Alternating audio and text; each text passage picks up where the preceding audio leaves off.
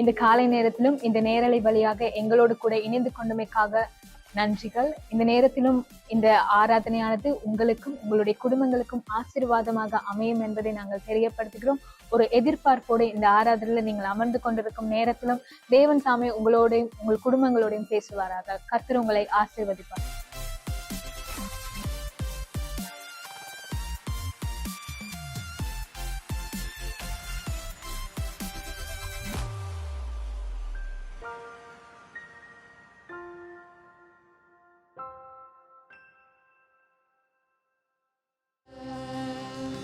தேவன் சமுதாய கரங்களை உயர்த்தி நாங்கள் கர்த்தருக்கு நாங்கள் நன்றி செலுத்த போகிறோம். ஒரு சில நேரங்கள் கர்த்தரை நாங்கள் ஆராதனை செய்ய போகிறோம். அவருடைய தம்முடைய பிள்ளைகளுக்கு அவர் செய்கிற தேவனா இருக்கிறார். அதனால இந்த ஆராதனை நேரத்துல அவங்களுடைய இருதயத்தை அவருடைய சமூகத்துல நீங்க ஊற்றி விடுங்க. அவர் எங்களுடைய இருதயத்தை காண்கிற தேவனா இருக்கிறார். அவர் எங்கள் கண்களில் வருகிற ஒவ்வொரு கண்ணீரையும் அவர் துடைக்கிற தேவனா இருக்கிறார். அதனால நீங்கள் உங்களுடைய பாரங்களை, உங்களுடைய கவலைகளை, உங்களுடைய வேதனைகளை கர்த்தருடைய சமூகத்தில் நீங்கள் வைத்து விட்டு அவருக்கு நீங்க நன்றி செலுத்துங்க. அப்பா, இந்த காலை நேரத்தில் நான் உண்மை பார்க்க வந்திருக்கிறேன் ஆண்டவரே. ஐயா, நான் உண்மை அனுபவிக்க வந்திருக்கிறேன். அப்பா ஆண்டவரே, நான் உம்மை துதிக்க வந்திருக்கிறேன். ஆண்டவரே, நீர் என்னை காண்கிற தேவனாய் இருக்கிறீங்க. ஆண்டவரே, நீர் என்னை தப்புவிக்கிற தேவனாய் இருக்கிறீங்க. ஆண்டவரே, நீர் என்னை தாங்குகிற தேவனாய் இருக்கிறீங்க. ஆண்டவரே, நான் உமக்கு நன்றி செலுத்துகிறேன். ஆண்டவரே, நான் உங்களுக்கு நன்றி செலுத்துகிறேன் ஐயா. ஆண்டவரே, எங்கள் இருதயத்தின் தேவனே, நான் உங்களுக்கு நன்றி செலுத்துகிறோம். ஆண்டவரே, நீர் உன்னதமானவராய் இருக்கிறபடியால் உமக்கு நன்றி செலுத்துகிறோம். ஆண்டவரே, நீர் எங்களோடு கூட வருகிறதற்கு நன்றி செலுத்துகிறோம். ஆண்டவரே, பயப்படாதே, நான் உன்னோடு இருக்கிறேன் என்று சொன்னவரே, திகையாதே, நான் உன் தேவன் என்று சொன்னவரே, உன்னை வலக்கரத்தினால் நான் தாங்குவேன் என்று சொன்னவரே, என் நீதியின் வலக்கரம் உனக்கு உண்டு என்று சொன்னவரே, அப்பா நான் உமக்கு நன்றி செலுத்துகிறேன். ஆண்டவரே ஐயா, அந்த காலை நேரத்தில் அப்பா ஆண்டவரே, நாங்கள் உம்மை ஆராதிக்கிறோம். ஆண்டவரே, எங்களை நீ நடத்தி வந்த பாதைகளுக்காக நன்றி. ஆண்டவரே, இந்த வருஷத்துல ஆண்டவரே எத்தனையோ பாதைகளை நாங்கள் கடந்து வந்தோம் அப்பா. எத்தனையோ உபத்திரவத்தை நாங்கள் கடந்து வந்தோம். எத்தனையோ கஷ்டங்களை நாங்கள் கடந்து வந்தோம். ஆண்டவரே, நீர் எல்லாவற்றிலும் எங்களோட கூட இருந்தீங்க. ஆண்டவரே, நீர் எல்லாவற்றும் எங்கள் குடும்பத்தோடு இருந்தீங்க. ஆண்டவரே, நீர் என்னோடு கூட இருந்தீங்க. ஆண்டவரே, அவமானங்கள் பட்டோம் அப்பா, அநேக உபத்திரவங்கள் பட்டோம். ஆண்டவரே, நீர் எங்களை கைவிடல. ஆண்டவரே, நீர் எங்களை கைவிடல. ஆண்டவரே, நீர் எங்களோடு கூட வந்தீங்கப்பா. ஆண்டவரே, நாங்கள் வெட்கப்பட்டு போகல. ஆண்டவரே, நாங்கள் தலை குனிந்து போகல. ஆண்டவரே, நீர் எங்களோடு கூட வந்தீங்க. ஆண்டவரே, எத்தனையோ அக்கினி எங்களை சூழ்ந்தது. ஆண்டவரே, எத்தனையோ ஆண்டவரே பெருவெள்ளங்கள் எங்களை சூழ்ந்தது. ஆண்டவரே, எங்கள் தலை மூடி ஆண்டவரே ஐயா, அது ஒரு நாளும் ஆண்டவரே அது எரிந்து போகல. ஆண்டவரே, நாங்கள் மூழ்கி போகல. நீர் எங்களோடு கூட வந்தீங்க. ஆண்டவரே, இந்த காலை நேரத்தை நான் உங்களுக்கு நன்றி செலுத்துகிறோம். ஆண்டவரே, யெகோவா ஷம்மா, ஆண்டவரே, எங்களை நடத்தி வந்த கிருபைகளுக்காக நன்றி. ஆண்டவரே, என் குடும்பத்தை நீங்க வேலி எடுத்தீங்க. ஆண்டவரே, என்னை நீங்க பாதுகாத்தீங்க. ஆண்டவரே, இந்த காலை நேரத்துல ஐயா நன்றி உள்ள இருதயத்தோடு நான் உமக்கு நன்றி செலுத்துகிறேன்.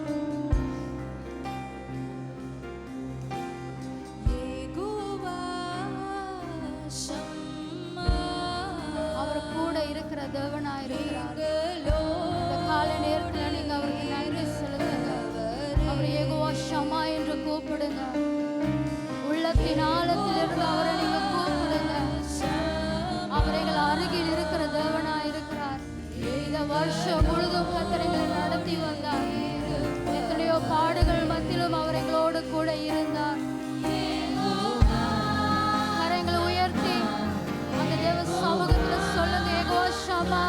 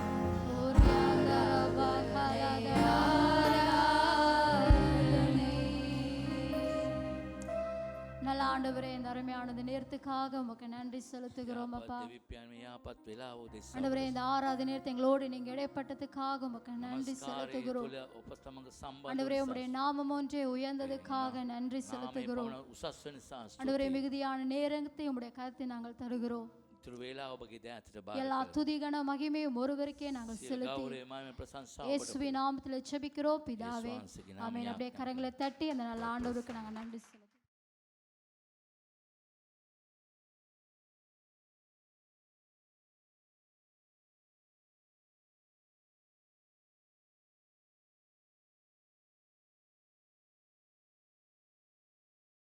சரி, தேவனுடைய வார்த்தைக்கு போவோமா? දැන් සුග වචනයට අපි යමු.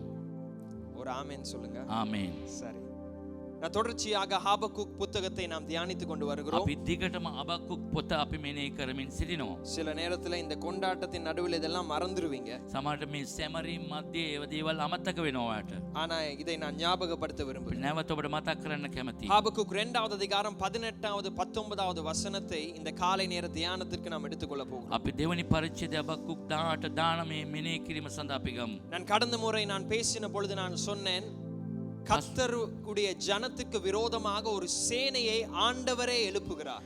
දෙවියන්සේගේ ජනතාවට විරුද්ධව සේනාවක් ස්වාමීන් වහන්සේම නැගිටවනවා. ஆனா அந்த சேனை கர்த்தருடைய ஜனத்துக்கு விரோதமாய் வரும் பொழுது ඒ සේනාව ජනතාවට විරුද්ධව එනකොට கர்த்தர் சொல்லுகிறார், இவர்களை நான் நிச்சயமாய் நியாயம் தீர்ப்பேன். මේ ජනතාවත් මම අනිවාර්යෙන් විනිශ්චය කරනවා. ஆனால் அவர்களை நான் நியாயம் தீர்ப்பதற்கான காரணம் அவர்களுக்குள்ளே காணப்படுகிற பாவங்கள்.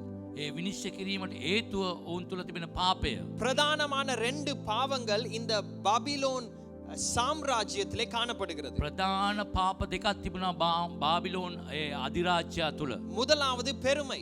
ඉතා පළවෙනි එක උඩඟුකම. தேவ ராஜ்யத்திலே எங்களுடைய கிரியையின் மூலமாக நாங்கள் நீதிமான் ஆக்கப்படுவதல்ல. දේව රාජ්‍යය තුළ අපගේ ක්‍රියාව තුළ ධර්මිෂ්ඨයෙක් වෙන්න බෑ. நாம் நம்மை தாழ்த்தி අපි ඔය යටාත් කර கிருபையை பெற்றுக்கொள்ளுகிறபடினாலே நீதிமான் ஆக்கப்படுகிறோம். කරුණාව ලබා ගන්න නිසා අපි ධර්මිෂ්ඨයන් වෙනවා. பெருமை உள்ளவனுக்கு ஆண்டவர் எதிர்த்து நிற்கிறார். ඒ උඩඟු අයට ස්වාමීන් වහන්සේ විරුද්ධව ඉන්නවා. இந்த பாபிலோன் சேனைக்கு நல்ல ஒரு உதாரணம் தான் நெபுகாத்நேசர். ඒ බාබිලෝන් සේනාවට උදාහරණයක් ලෙස තමයි නෙබුකාත්නේචර් රජතුමා. தன்னுடைய இருதயத்திலே கர்த்தரை விட அவன் பெரியவன் என்று யோசித்த பொழுது கர்த்தர் அவனை அடித்தார். ඔහුගේ සිත තුළ මම දෙවියන් වහන්සේට වඩා ඉහළයි කියලා හිතපු ගමන් දෙවියන් වහන්සේ උට පාර දුන්නා. அதனால கர்த்தருடைய நியாய தீர்ப்புக்கு நல்ல காரணங்களை தேவன் வைக்கிறார். දෙවියන් වහන්සේගේ විනිශ්චයට දෙවියන් වහන්සේ හොඳ කාරණා තබනවා. இந்த பொல்லாத சாம்ராஜ்யத்திற்குள்ளே காணப்பட்ட பெரிய 2 பாவங்கள் இதுதான். මේ නපුරු ඒ අධිරාජ්‍ය තුළ තිබුණු බලවේගයක් නතු පාප දෙකක් ඒක තමයි. நான் சொன்னேன், எப்பொழுதுமே யுத்த களத்திலே ஒரு ராணுவம் தலை நகரத்தை தாக்க முயற்சி செய்யும். යුද්ධයක් ඇති වෙනකොට ඒ යුද හමුදාව ඒ ප්‍රධාන නගරයට පාර දෙන්නට තමයි උත්සාහ කරන්නේ. தலை நகரத்தை தாக்கினால், ඒ ප්‍රධාන නගරයට පාරය දෙනකොට, தலைவர்கள் இருக்கிற இடத்தை தாக்கினால், ඒ නායකයන් ඉන්න තැනට ප්‍රහාරය දෙනකොට மற்ற எல்லா இடங்களும் செயலற்று போகிறது. අනිත් හැම තැනක්ම ක්‍රියාව විරහිත වෙනවා. அதே போலதான் இந்த பாபிலோன் சாம்ராஜ்யத்திலே காணப்படுகிறதான மிக முக்கியமான பிரதானமான 2 பாவங்கள். ඒ නිසා තමයි බාබිලෝන් ඒ අධිරාජ්‍ය තුල ප්‍රධාන පාප දෙකක් තිබුණා. முதலாவது பெருமை, ප්‍රථමයෙන් උඩඟුකම, இரண்டாவது விக்கிரக ஆராதனை. දෙක රූප නමස්කාරය. முதலாவது பெருமை, පළවෙනි එක උඩඟුකම, இரண்டாவது விக்கிரக ஆராதனை. දෙක රූප නමස්කාරය. இதைத்தான் இந்த வசனங்களை நாம் வாசிக்கிறோம். මේක තමයි අපි වචනෙන් කියවන්නේ. வாசிக்கும் பொழுது நன்றாய் கேட்டுக்கொள்ளுங்க. අපි කියවනකොට හොඳට ඇහුම්කන් දෙන්න. ஹாபக்குக் 2வது அதிகாரம் අබකුක් දෙවෙනි පරිච්ඡේදය 18வது வசனம். 18 වෙනි පදය. சித்திரக்காரனுக்கு அவன் செய்த சுரூபமும் ஊமையான தெய்வங்களை உண்டு பண்ணி தான் உருவாக்கின சுரூபத்தை நம்பினவனுக்கு வார்க்கப்பட்டதும் பொய் போதகம் பண்ணுகிறதுமான விக்கிரகமும் எண்ணத்துக்கு உதவும். மரத்தை பார்த்து விழி என்றும் ஊமையான கல்லை பார்த்து எலும்பு என்றும் சொல்லுகிறவனுக்கு ஐயோ. அது சரி, வாசிங்க. அது போதிக்குமோ? இதோ அது பொன்னும் வெள்ளியுமான தகட்டால் மூடப்பட்டிருக்கிறது, அதற்குள்ளே சுவாசம் இல்லையே. சரி, இப்ப கவனிங்க.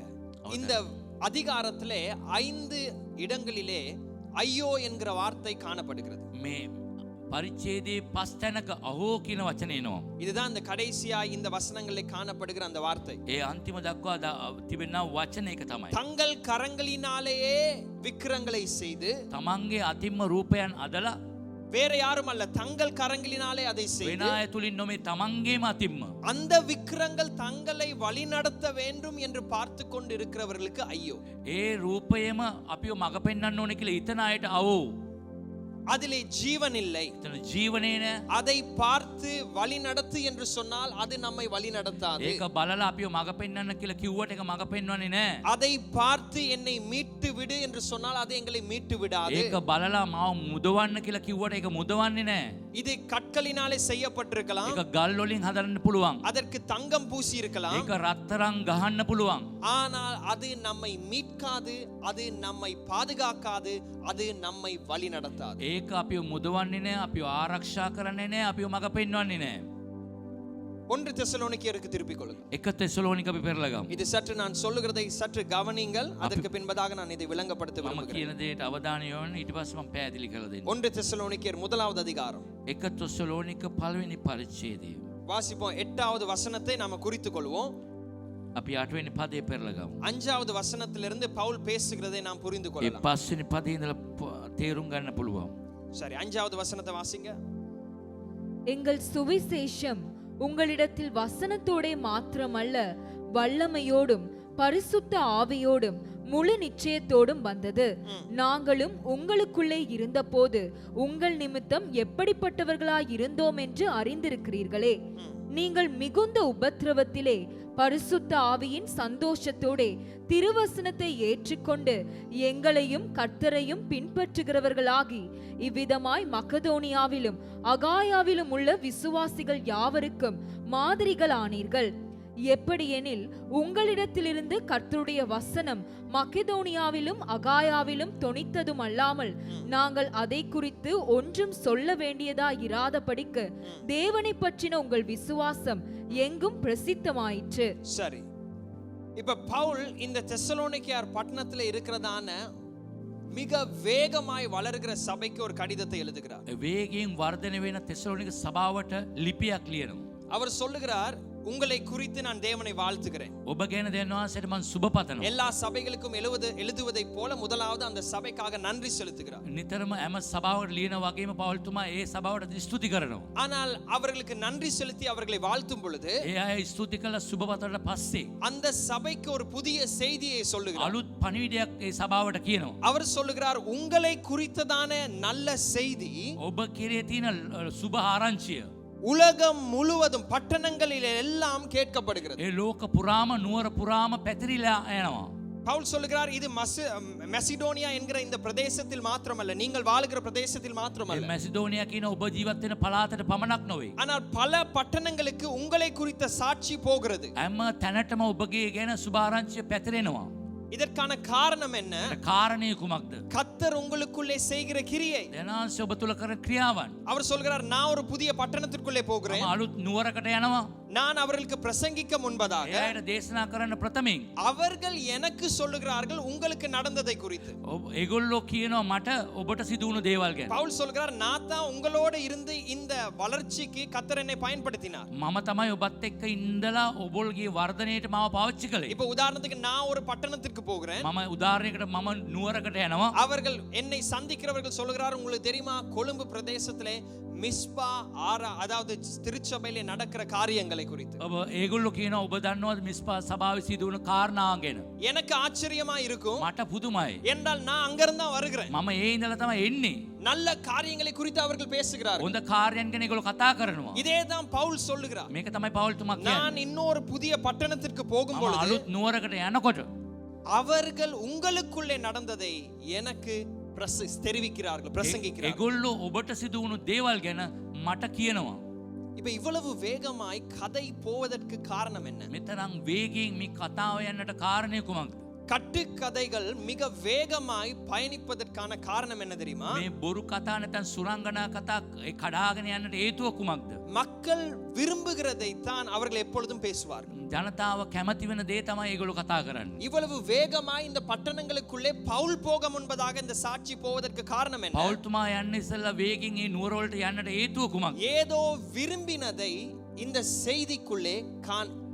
செய்திக்குள்ளே காணப்பட்டது. කැමති දෙයක් මේ ප්‍රවෘත්තිය තුල නැත්නම් සුභාරංචි තුල ඇතුළේලා තිබෙනවා. கதைகள், කතාවන්, திரைப்படங்கள் චිත්‍රපට மிக வேகமாய் மக்களுக்குள்ளே போவதற்கு காரணம் என்ன? තා වේගයෙන් ජනතාව තුළට ඇතුල් වෙන හේතුව மக்கள் விரும்புகிறதையும் ජනතාව කැමති වෙන දේ. இரண்டாவது உண்மையையும் அது வழங்குறபடினால. ඒක ඇත්ත දේ ඒ අයට ප්‍රකාශ කරන නිසා. நான் சொல்கிறதை நன்றாய் මම கவனித்துக் කියන දේ අවධානය යොමු කරන්න.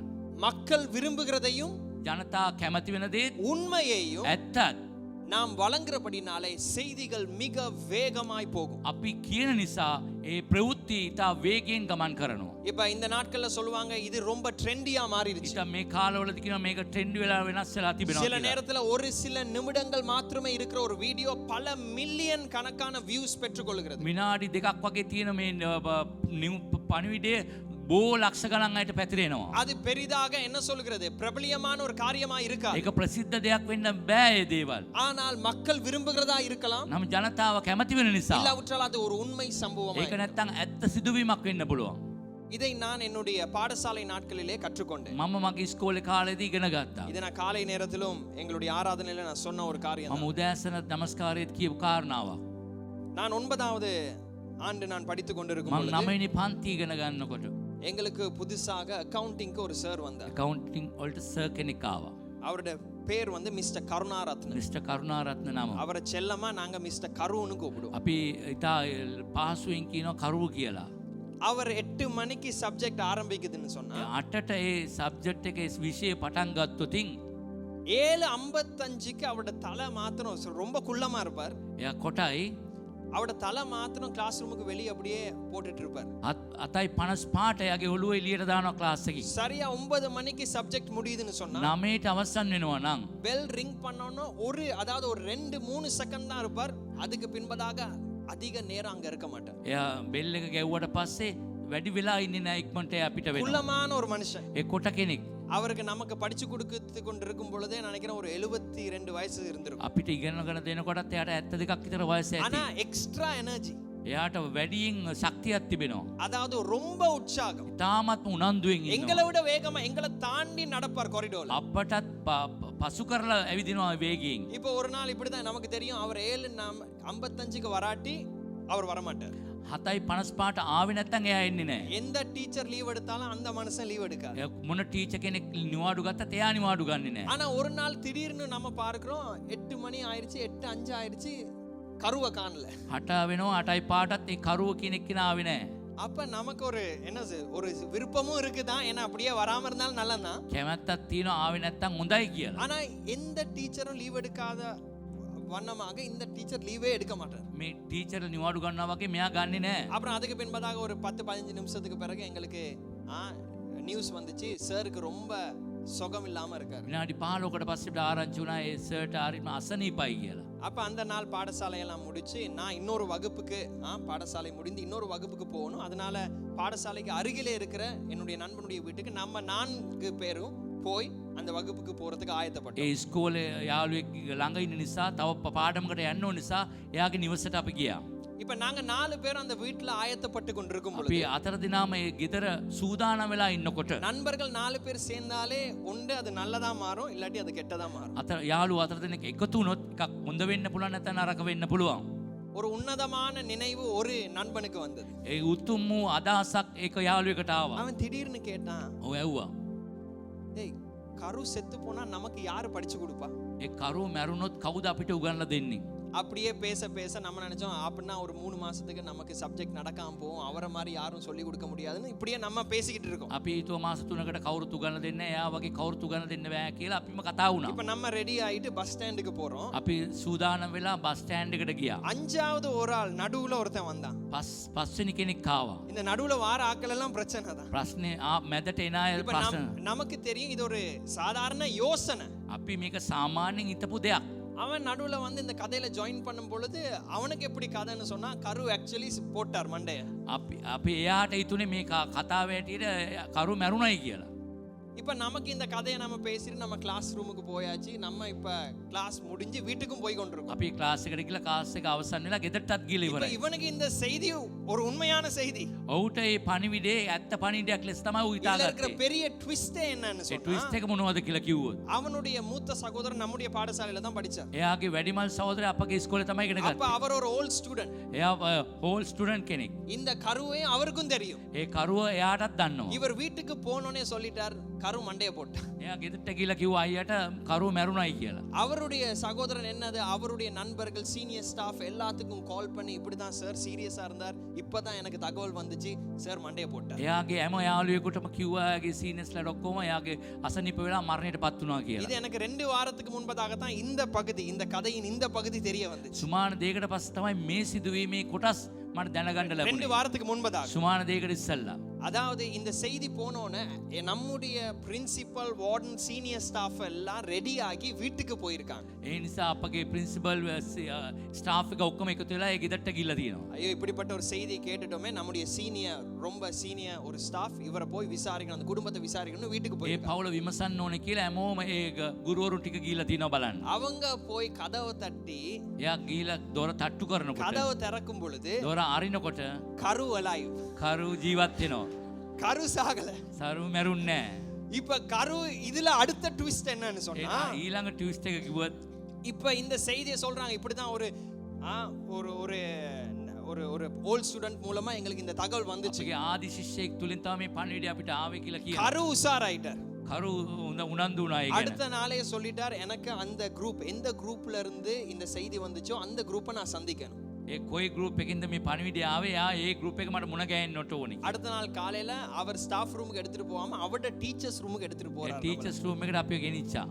நம்ம எடுத்துட்டு போனா இப்ப நம்ம யோசிக்கிறோம், யாரையும் மாட்டியும் கொடுக்க முடியாது. කාවරි පාවලා දෙන්නත් පුළුවන් බලනවා කාවද ගල්ලලා දෙන්නේ කියලා. இந்த 4 பேர்ல நானும் ஒரு ஆள் தான். ඒ අතර දෙනාගේ මමත් එක්කනේ. இப்ப நமக்கு தகவல் என்னன்னா சஸ்பெண்ட் பண்ணுவாங்கன்ற ஒரு செய்தி தான் இருக்கு. අපිව නතර කරයි කියලා තමයි අපිට පණිවිඩය එන්නේ. என்னுடைய யோசனை எல்லாம் வீட்டுக்கு சஸ்பென்ஷன் எப்படி எக்ஸ்பிளைன் பண்றது, කොහොමද ගෙදරට ඒ දේවල් දන්වන්නේ කියලා. இதுதான் என்னுடைய யோசனை. මගේ කල්පනාව. இவர் கதவை மூடிட்டு දොර වහලා அவருடைய திங்கிங் கவனிங்க. එයාගේ කල්පනාව බලන්න. அவர் என்ன எங்கள்ட்ட எல்லாரையும் கூப்பிட்டு சொன்னார், இங்க பாருங்க நீங்க செஞ்சதை நான் மன்னிக்கிறேன். ඔබ කරපු දේ මං කමා இப்படி කරනවා. யார் சரி ஆரம்பிக்க போறதே கவனமா இருக்கணும். අපි ප්‍රවේශම් වෙන්න ඕනේ මේ වගේ දේවල් நீங்க කියනකොට. சொல்றது எல்லாத்தையும் நான் மன்னிக்கிறேன். ඔබ කියන දේවල් කමා කරන්නම්. ஆனா இந்த ஸ்கூல்ல இருக்கிற எந்த ஸ்டாஃப் இதை செய்யறதுக்கு உங்களுக்கு இந்த ஆலோசனை கொடுத்தா? ඉස්කෝලේ මොන වගේ ස්ටාෆ් කෙනෙක්ද මෙවැනි දේ කරන්නට අනුමත දුන්නේ? ஏன்னா சில டீச்சர்ஸ் அவருக்கு எதிர்ப்பு. සමහර ටීචර්ස් වල ඒවට විරුද්ධයි. அவர் நைட் எல்லாம் யோசிச்சு ஒரு கன்க்ளூஷனுக்கு வந்துட்டார். රෑ හොඳට කල්පනා කරලා එක තීරණයකට ආවා. இது ஒரு டீச்சர் தான் இந்த ஸ்டூடண்ட்ஸ்க்கு சொல்லி இருக்கணும். ටීචර් කෙනෙක් තමයි මේ දරුවන්ට කියලා ඇත්තේ. நம்ம 4 பேர்ல ஒருத்தனுக்கு இது கணக்கா கிளிக் ஆயிருச்சு. ඒ අතර දෙන යාළුවන්ගේ එක්කෙනෙකුට ඒක මේක ක්ලික් වුණා. நம்மள மாட்டாமலே අපිව බේරන්න අවුෙන්නේ නැති විදියට சார்ட கதையிலே அவன் பயணிச்சிட்டான். අපි එයාගේ සර්ගේ කතාවෙම ගමන් කළා. சார் என்ன இருந்தாலும் நாங்க சொல்லி கொடுக்க முடியாதே சார். අපිට කියලා දෙන්න බෑනේ இப்படி සර්. நிறைய பேர் உங்களுக்கு எதிர்ப்பா தான் ඕ இருக்கிறாங்க. විරුද්ධ ඉන්නවා ඔබට அவர் විරුද්ධව. விடுற மாதிரி இல்ல. එයා අතරින් විදිය නෑ. நான் என்ன ஸ்கவுட்ல இருந்து அவர் சொல்வார், நான் ஸ்கவுட்ல இருக்கிற ஆட்களை அதிகமா நேசிக்கிறேன். ස්කවුට් එකේ ඉන්න අය අධික ලෙස ප්‍රේම කරනවා. எனக்கு எப்படி சரி யாரு சொன்னான்னு சொல்றேன். ඔබ කවුද කිව්වේ මට කියන්න. நம்மளும் சார் எப்படி சார் நீங்க தொடர்ந்து நீங்க இந்த இடத்துல வேலை செய்யணும். நம்ம ஆட்கள் கதையை டபுளா மாத்திட்டாங்க. ඩබල් කළා කතාව වැඩි වර්ධනය කළා. இப்ப இந்த கதையை இந்த கால நேரத்துல உங்களுக்கு ஏன் நான் சொல்றேன்? ඇයි මේ කතාව මේ උදෑසන ඔබට කියන්න හේතුව? கட்டு கதைகள் ஏன் வேகமாய் பயணிக்கும்? ඇයි මේ බොරු කතාවන් ඇයි වේගයෙන් යන්නේ? மக்களுக்கு ஒரு விதமான விருப்பம் அதிலே இருக்கிறது. ජනතාවට කැමැත්තක් තිබෙනවා. அதே போலவே அதிலே உண்மையும் இருக்கிறது. ඒකේ ඇත්තකුත් තියෙනවා. தெசலோனிக்கேயர் பட்டணத்துல நடந்த சம்பவங்கள் தீவிரமாய் போவதற்கு காரணம் என்ன? තෙසලෝනික සභාවේ කාරණා ඉතා වීගසින්ම යන්නට හේතුව වේගී. 8வது வசனத்துல அதை நாம் பார்க்கலாம். 8වෙනි පදේ බලනවා. 1 தெசலோனிக்கேயர் 1வது அதிகாரம் 1 තෙසලෝනිකේ 1වෙනි පරිච්ඡේදය வாசிங்க 8வது வசனம். 8වෙනි පදය. எப்படியெனில் உங்களிடத்திலிருந்து கர்த்தருடைய வசனம் மக்கெதோனியாவிலும் அகாயாவிலும் தொனித்ததும் அல்லாமல் நாங்கள் அதை குறித்து ஒன்றும் சொல்ல வேண்டியதாயிராதபடிக்கு தேவனை பற்றின உங்கள் விசுவாசம் எங்கும் பிரசித்தமாயிற்று. ஏனெனில் அவர்கள் தாமே எங்களை குறித்து உங்களிடத்தில் நாங்கள் அடைந்த பிரவேசம் இன்னதென்பதையும் ஜீவனுள்ள மெய்யான தேவனுக்கு ஊழியம் செய்வதற்கு ஓகே, ஜீவனுள்ள மெய்யான தெய்வத்திற்கு நீங்கள் ஊழியம் செய்வதற்கு ජීවමාන වූ සත්‍ය දෙවියන් වහන්සේට සේවය කරන්නට அடுத்த வசனத்தை வாசிங்க. நீங்கள் விக்கிரகங்களை விட்டு தேவனிடத்திற்கு மனம் திரும்பினதையும் நீங்கள் விக்கிரங்களை விட்டு தேவனிடத்திலே மனம் திரும்பினதையும் ඒ රූප නමස්කාරය අත්හැරලා දෙවියන් වහන්සේ වෙතට සිතරු නිසා. இதுதான் உண்மை. මේක තමයි ඇත්ත. இதுதான் மிக ஆச்சரியமான செய்தி. මේක පුදුම සාගත පණිවිඩය මේක තමයි. ஏனென்றால் தெசலோனிக்கேயர் பட்டணம் விக்கிரங்களினாலே நிறைந்திருந்தது. ඒ තෙසලෝනික නුවර රූප නමස්කාරයෙන් පිරීලා තිබුණා. நம்ப முடியாத காரியம். විශ්වාස කරන්න බැරි කාරණා. ஆச்சரியமான காரியம். පුදුම සාගත දේවල්. இது இப்பொழுது செய்தியாய் உலகத்திற்குள்ளே போகிறது. මේ පණිවිඩයක් ලෙස ලෝක පුරා පැතිරෙනවා. தெசலோனிக்கேயர் சபை තෙසලෝනික සභාව விக்கிரங்களை விட்டு රූප නමස්කාරයෙන් ඇරලා அவர்கள் மெய்யான தெய்வத்தை ஊழியம் செய்ய அவர்களை ஆராதிக்க ஆரம்பித்தார். සැබෑව දෙවියන් වහන්සේට නමස්කාර කරන්නට ඒගොල්ලෝ සූදානම් වෙනවා. இந்த செய்தி இவ்வளவு வேகமாய் பரவுவதற்கு காரணம் என்ன? මේ පණිවිඩය ඉතා වේගෙන් යන්නට කාරණය இதுதான் உண்மை. මේක තමයි ඇත්ත.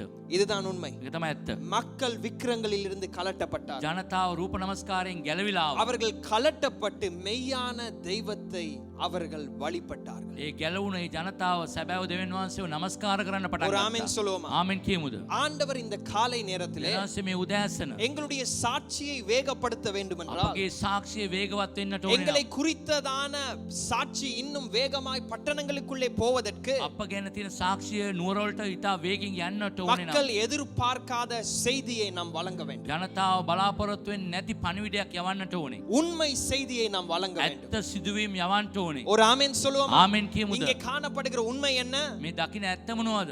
மக்கள் விக்கிரங்களில் இருந்து கலட்டப்பட்டார். ජනතාව ඒ රූප නමස්කාරයෙන් ගැලවිලා ආවා. தெசலோனிக்கேயர் பட்டணத்திலே நீங்கள் பார்த்தீர்கள் என்றால் விக்ரம் என்று போடவில்லை, விக்கிரங்கள் என்று போடப்பட்டிருக்கிறது. රූප නෙමෙයි රූපයන් කියලා දාලා තියෙන්නේ. அதாவது பலவிதமான தெய்வங்கள் காணப்பட்டது. විවිධාකාර දෙවිවරු දැක්කා. அழகுக்கு என்று ஒரு தெய்வம் இருந்தது. ලස්සනට කියලා දෙවි කෙනෙක් ඉන්නවා. குடும்பத்திற்கு என்று ஒரு தெய்வம் இருந்தது. පවුලට කියලා එක දෙවි කෙනෙක් ඉන්නවා. ஞானத்திற்கு என்று ஒரு தெய்வம் இருந்தது. ප්‍රඥාවට දෙවි කෙනෙක් ඉන්නවා. வியாபாரத்திற்கு ஒரு தெய்வம் இருந்தது. ව්‍යාපාරයට දෙවි කෙනෙක් ඉන්නවා. அரசியலுக்கு ஒரு தெய்வம் இருந்தது. ඒ දේශපාලනයට දෙවි කෙනෙක් ඉන්නවා. அதனால அவர்களுக்கு தேவையானதை அவர்கள் பெற்றுக்கொள்வதற்கு அந்த தெய்வத்திடத்திலே போனார்கள். ඒගොල්ලන්ට අවශ්‍ය දේ ලබා ගන්නට ඒ දෙවිවරු හොයාගෙන ගියා. விக்கிரங்கள் என்றால் என்ன? රූප නමස්කාරය කියලා කිව්වොත් விக்கிரங்களை அவர்கள் அதாவது ஒரு கல்லை பார்த்து ஓ இது மிக அழகானது, இதை நான் வழிபட வேண்டும் என்று சொல்லவில்லை. ගලක් බලලා මේක ලස්සනයි මේක නමස්කාර කරලා මග යන්නට ඕනේ කියලා නෙමෙයි කියන්නේ. அவர்கள் விரும்புவதை தங்களுக்கே கொடுப்பதற்கு ஒன்றை ஏற்படுத்தினார்கள். ඒගොල්ලන්ට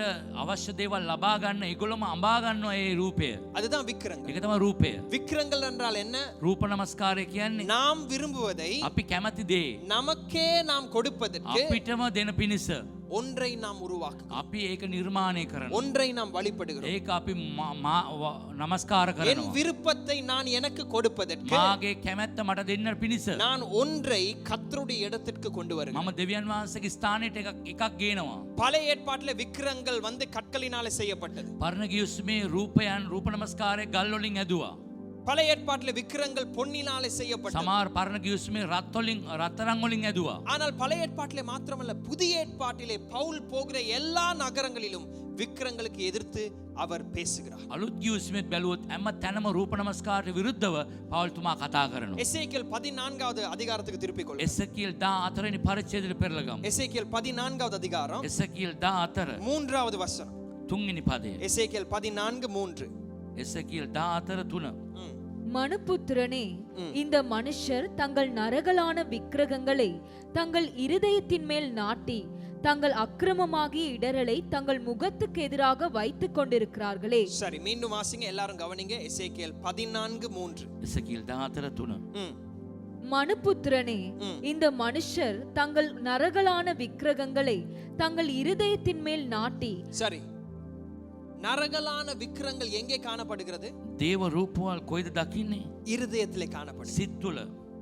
கர்த்தர் அநேகரை விக்கிர ஆராதனையிலிருந்து உங்களை விடுவித்திருக்கிறார். බොහෝ අය රූප නමස්කාරය තුලින් මුදවලා තිබෙනවා. சபைக்குள்ளே ஆராதிக்கிற நீங்கள், සභාවේ නමස්කාර කරන ඔබ, நான் நம்புகிறேன் மீண்டுமாக ஒரு விக்கிரங்களுக்கு முன்பதாக நீங்கள் பணிந்து ஆராதனை செய்ய මම போவதில்லை. විශ්වාස කරන කවදාවත් ඔබ නැවත රූප නමස්කාරය වලට වැඳන නමස්කාර කරන්නේ නැහැ. ஆனால் பல வருடங்களுக்கு முன்பதாக ஒரு கல்லுக்கு முன்பதாக நீங்கள் பல காரியங்களை செய்திருப்பீர்கள். අවුරුදු ගානකට ප්‍රථමයෙන් බෝ ගල් වලට රූප වලට නමස්කාර කරලා ඇති. சிலைகளை உங்களுடைய வீடுகளிலே வைத்திருப்பீர்கள். ඔබ රූපයන් ගෙදර තිබෙන්න පුළුවන්. ஆனால் எசேக்கியேலிலே ஆண்டவருடைய வார்த்தை எங்கே விக்கிரங்கள் காணப்படுகிறது என்று சொல்லுகிறார். නමුත් එසකියල් එකේ ස්වාමීන් වහන්සේ කියනවා කොහෙද රූපයන් තිබෙන්නේ කිව්වා. உங்கள் வீடுகளிலே அல்ல, ඔබගේ නිවස නොවේ. உங்கள் ஜெப அறைகளில் ඔබගේ அல்ல, යාඥා ගෘහය නොවේ. உங்கள் கோயில்களில் அல்ல, ඒක නැත්තම් පල්ලියක නෙමෙයි. உங்களுடைய வாகனங்களில் அல்ல. ඒ වාහනේ නොවේ. விக்கிரங்கள் இருதயத்திலே இருக்கிறது. ඒ රූපයන් සිත් තුළ තිබෙන්නේ. விக்கிர ஆராதனை என்றால் என்ன? රූප නමස්කාරය කියන්නේ මොනවද? ஒரு கல்லுக்கு முன்பதாக பணிவதல்ல, ඒ ගලකට වඳිනව නොවේ. அது மாத்திரமல்ல. එපමණක් නොවේ. கர்த்தருடைய இடத்தை யாருக்கெல்லாம் கொடுக்கிறோமோ, எதற்கெல்லாம் கொடுக்கிறோமோ, அது விக்கிர ஆராதனையாய் மாறும். දෙවියන් වහන්සේගේ ස්ථානයේ කාට දෙනවද මොකටද දෙන්නේ? ඒ හැම දෙයක්ම රූප இந்த නමස්කාරය. காலை நேரத்துல ஏன் இவ்வளவு சோர்ந்து போயிருக்கிறோம்? ඇයි මේ උදෑසන අපි ටිකක් මැලි වෙලා ඉන්නේ? ஏன் மகிழ்ச்சி இல்லாமல் இந்த ஆலயத்திற்குள்ளே வருகிறோம்? ඇයි ප්‍රීතියක් නැතුව දේවස්ථානට අපි එන්නේ හේතුව? ஏன் சந்தோஷம் இல்லாமல் வருகிறோம்? ඇයි සන්තෝෂයක් නැතුව දේවස්ථානට එන්නේ? கர்த்தருடைய இடம் இன்னொரு காரியத்தின் மேலே போகும் பொழுது දෙවියන් වහන්සේගේ තැන තව තැනකට යනකොට பிரச்சனை இல்லாமல் அல்ல, ප්‍රශ්න නැතුව නොවේ. சவால் இல்லாமல் அல்ல, අභියෝග නැතුව නොවේ. ஆனால் கர்த்தருடைய இடம் கர்த்தருக்கு கொடுக்கப்படும் பொழுது දෙවියන් වහන්සේගේ තැන දෙවියන් වහන්සේලා දෙනකොට கர்த்தர் எப்பொழுதும் எங்களுக்கு ஒரு நித்திய மகிழ்ச்சியை தருகிறார். දෙවියන් වහන්සේ නිතරම සදාකාලික ප්‍රීතියක් සතුටක් අපට දෙනවා. இதுதான் ஆண்டவர் 10 கட்டளையிலே கொடுக்கப்பட்ட முதலாவது பிரதான கட்டளை. දෙවියන් වහන්සේ පරණ ගිවිසුමේ දුන්නා වූ දස පනතේ පළවෙනි ඒ පනත என்னை அன்றி வேறே தேவர்கள் உனக்கு இருக்க கூடாது. මා ඇර වෙන දෙවිවරු ඔබට ඉන්න නරකයි. நாம் உடனே நினைப்பது என்ன? අපි මොනවද විගසින් හිතන්නේ? ஓ, ஒரு சொரூபத்திற்கு முன்பதாக நான் வணங்கல தானே, අපි රූපයක් ඉදිරියේ වැන්දේ නෑනේ. ஒரு கல்லை என் வீட்டுல நான் வைக்கல ඒ தானே, ගලක් මං ගෙදර තියාගත්තේ நான் නෑනේ. முதல் மாதிரி இன்னும் கோயிலுக்கு போகிறவன் அல்ல தானே. ඉස්සර වගේ කෝවිලට යන්නේ නෑනේ. அது உண்மைதான். ඒක ඇත්ත තමයි. அதுவும் ஒரு விதமான விக்கிர ஆராதனை. ඒකත් එක ආකාර රූප නමස්කාරයක් තමයි. ஆனால் புதிய ஏற்பாட்டிலே நாம் பார்க்கிறோம், பவுல் யோவான் எல்லாம் மீண்டும் மீண்டும் விக்கிர ஆராதனை எதிர்த்து பேசுகிறார். පවුල්තුමා යෝවාන්තුමා නැවත නැවතත් අලුත් ගිවිසුමේ රූප නමස්කාරය ගැන කතා කරනවා. ஏனென்றால் விக்கிர ஆராதனை என்பது රූප නමස්කාරය කියන්නේ கர்த்தருடைய இடத்திற்கு இன்னொன்றை கொண்டு போய் வைத்தோம் என்று சொன்னால் அது விக்கிர ஆராதனை. දෙවියන් වහන්සේගේ ස්ථානයට තව එකක් ගෙනලා තිබ්බොත් ඒක රූප නමස්කාරය. தெசலோனிக்கேயர் பட்டணத்தின் சாட்சி பிரபலமாய் மாறுவதற்கு காரணம் ඒ என்ன? තෙසලෝනික සභාවේ සාක්ෂි ඉතා ප්‍රබල ප්‍රසිද්ධ වෙන්න හේතුව மக்கள் விக்கிரங்களில் இருந்து கலட்டப்பட்டார். ජනතාව රූප නමස්කාරයෙන් ගැලවිලා ආවා. இன்றைக்கு விக்கிர ஆராதனை வெளிப்படையாக அல்ல, அதிகமான நேரத்திலே நம் இருதயத்திலே காணப்படுகிறது. අප මේ කාලවලදී අපි දකින්නේ පිටස්තර රූප නමස්කාරය නොවේ ඇතුළාන්තයේ රූප නමස්කාරයක් තිබෙන බව. நம்முடைய மனதிலே காணப்படுகிறது, අපගේ මනසේ තිබෙනවා. நம்முடைய நினைவுகளிலே අපගේ காணப்படுகிறது. මතකයේ තිබෙනවා. கர்த்தருடைய இடத்துக்கு எதை நாம் கொடுத்தாலும் அது விக்கிர ஆராதனை. දෙවියන් වහන්සේගේ තැනට මොන දේ තැබුවත් ඒක රූප නමස්කාරයට සමානයි. அது ஒரு கல் மாத்திரமல்ல, ඒ ගලක් පමණක් නොවේ. அது கரங்களினாலே செதுக்கப்பட்டது மாத்திரமல்ல. ඒ අතින් අඹන ලද දෙයක් පමණක් නොවේ. ரோமர் 1வது அதிகாரத்துக்கு திருப்பிக் கொள்ளுங்க. රෝමර් පළවෙනි පරිච්ඡේදයට අපි පෙරලා ගමු. இது நமக்கு மிக பிரயோஜனமான ஒரு வார்த்தை. අපිට ප්‍රයෝජනවත් වචනයක්. ரோமர் 1வது அதிகாரம் 22வது வசனத்திலிருந்து வாசித்தால் පළවෙනි පරිච්ඡේදයේ 22 වෙනි පදේ ඉඳලා අපි කියවුවොතින් பவுல் சொல்லுகிறார், வித்தியாசமான விதங்களிலே மக்கள் விக்கிர ஆராதனைக்கு இழுக்கப்படுகிறார்கள். පෞල්තුමා කියන වෙනස් ආකාරයේ විදියට ජනතාව රූප නමස්කාරයට ඇදෙනවයි කියලා. ரோமர் 1வது அதிகாரம் රෝමර් පළවෙනි පරිච්ඡේදය வாசிப்போம். 21வது வசனத்திலிருந்து வாசி. 21 වෙනි පදේ සිට අපි කියවමු. ரோமர் 1வது அதிகாரம் 21வது வசனம். රෝමර් පළවෙනි පරිච්ඡේදයේ 21 වෙනි පදේ. அவர்கள் தேவனை அறிந்தும் அவரை தேவன் என்று மகிமைப்படுத்தாமலும். கவனிங்க, இது யாருக்கு பேசப்படுகிறது? මේ කාටද කතා කරන්නේ? தேவனை அறிந்த ஜனத்திற்கு, දෙවියන් වහන්සේ දැනගත්ත ජනතාවට. அவருடைய விக்கிர வெளிப்படையான விக்கிர ஆராதனைகள் எல்லாவற்றையும் விட்டு පිටස්තර රූප නමස්කාරය අතහැරලා இப்பொழுது தேவனை தேடுகிற ஜனங்களுக்கு. දැන් දෙවියන් වහන්සේ තොයන ජනතාවට தொடர்ந்து வாசிப்போம். ஸ்தோத்தரியாமலும் இருந்து தங்கள் சிந்தனைகளினாலே வீணரானார்கள். எதினாலே வீணரானார்கள்? சிந்தனை. සිතුවිලි තුලින්. எசேக்கியேல்ல பாத்திரம் விக்கிரங்கள் எங்கே காணப்படுகிறது? එසේකියලගේ රූප නමස්කාරය இருதயத்திலே ඒ காணப்படுகிறது. සිත් තුල இந்த விக்கிர ஆராதனையை தொடங்குவது எங்கே? சிந்தனையிலே. මේ සිතුවිලි මේ හදවතේ ඇතිවෙන සිතුවිලි තුල அடுத்த வசனம். உணர்வில்லாத அவர்களுடைய இருதயம் இருளடைந்தது. அவர்கள் தங்கள் ஞானிகளை சொல்லியும் பைத்தியக்காரராகி அழிவில்லாத தேவனுடைய மகிமையை அழிவுள்ள மனுஷர்கள், பறவைகள், மிருகங்கள், ஊரும் பிராணிகள் ஆகிய இவைகளுடைய ரூபங்களுக்கு ஒப்பாக மாற்றினார்கள். இது அதிகமாய் பழைய ஏற்பாட்டில் நடந்தது. පරණ කිව්වෙම තමයි අධික ලෙස සිදු වුණේ. சூரியன் ஆராதித்தாங்க, ඒ හිරු නමස්කාර කරා. சந்திரன் ஆராதித்தாங்க, සඳ නමස්කාර කරා. மிருகங்களை ஆராதித்தாங்க. මුර්ගයන් නමස්කාර කරා. எகிப்திலிருந்து வந்தவர்கள் எதை செய்தார்கள்? මිසරෙන් ආපු අය මොනවද කළේ? எதை அவர்களுடைய அதாவது பொன்னை போட்டு எதை செய்தார்கள்? எந்த வடிவத்தில் விக்கிரத்தை செய்தார்கள்? රත්තරන් දාලා මොනවද ඇදුවේ? கன்றுக்குட்டி. වව් පෙටියෙක් ඇදුවා. அவர்கள் பார்க்கிறதை எல்லாம் விக்கிரங்களாய் மாற்ற பயன்படுத்தினார்கள். ඒගොල්ලෝ හැම දෙයක්ම රූප නමස්කාරයට තමයි පාවිච්චි කළේ. ஆனால் இன்றைக்கு அதையும் தாண்டி ஒன்றிலே நாம் சிக்க முயற்சி செய்கிறோம். නමුත් ඒකත් පසු කළ තවත් දෙයකට අපි පැටලෙන්න බලනවා. நிச்சயமாக ஒரு மிருக வடிவத்தில் இருக்கிற ஒரு சிலைக்கு முன்பதாக நாங்கள் வணங்க போவதில்லை. අනිවාර්යයෙන්ම අපි රූප නමස්කාරයක් කරන්නේ නැහැ මුර්ගයෙක්ගේ රූපයකට. ஆனால் கர்த்தரை அறிந்தவர்களுக்கும் இந்த சவால் எப்படி வருகிறது என்று கவனியுங்கள். නමුත් දෙනවාන්සේ දැනගත්තාටත් මේ අභියෝගය කොහොමද එන්නේ කියලා බලන්න. அடுத்த வசனம்.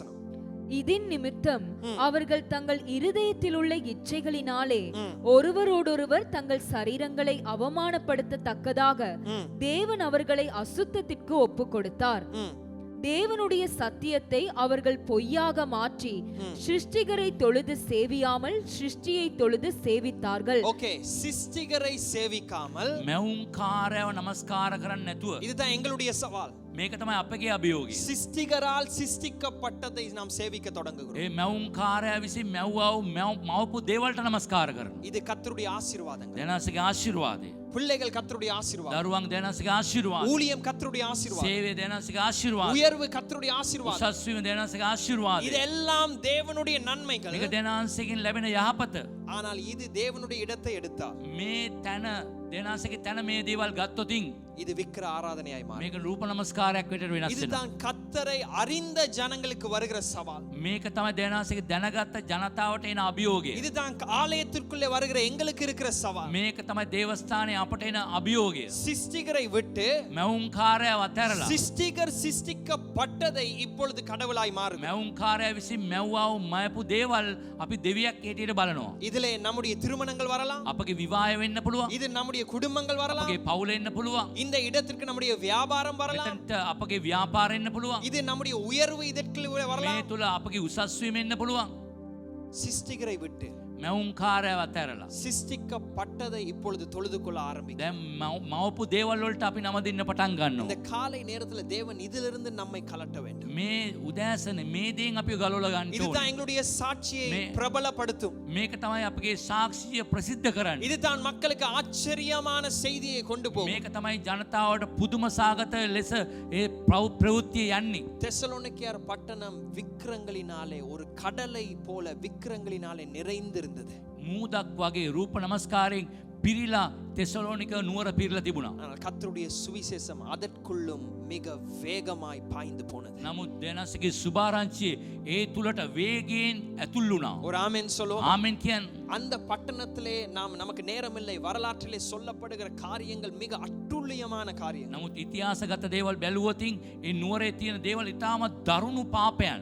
பிள்ளைகள் இருக்கிறபடினால் அதை நாம் பலிபீடத்திலே சொல்லவே முடியாது. ඒක පූජාසනේ මේ දරුවන් ඉන්න නිසා පූජාසනේ ප්‍රසිද්ධියෙන් කියන්න බෑ.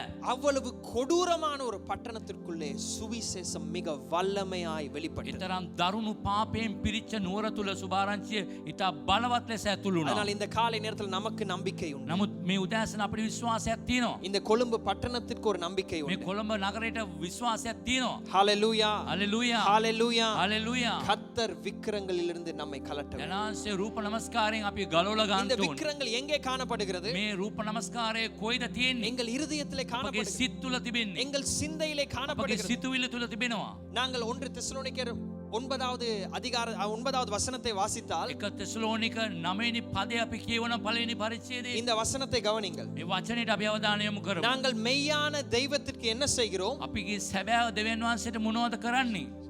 என்ன செய்கிறோம்? ஊழியம். எல்லாரும் சொல்லுங்க, ஊழியம் செய்கிறோம். සේවය කරනවා. உங்களுடைய கவனம் இதன் மேலே இருக்கட்டும். ඔබගේ අවධානය මේ කෙරේ තිබේ. ஒரு மணித்தியாலம் இதற்குள்ளே එක இருக்கிறோம். පැයක් තුල මේ තුල තිබෙන්න. கர்த்தர் நமக்கு தருகிற இந்த வெளிப்பாடு நம்முடைய வாழ்க்கையை மாற்றிக்கொள்ள, முன்னேற்றிக்கொள்ள நமக்கு உதவி செய்யும். දනාංශය දෙන්නව මේ එළිදරව් අපගේ ජීවිතේ දියුණු කරන්න, ජීවිතේ වෙනස් කරන්න අපිට ප්‍රයෝජනවත් වෙයි.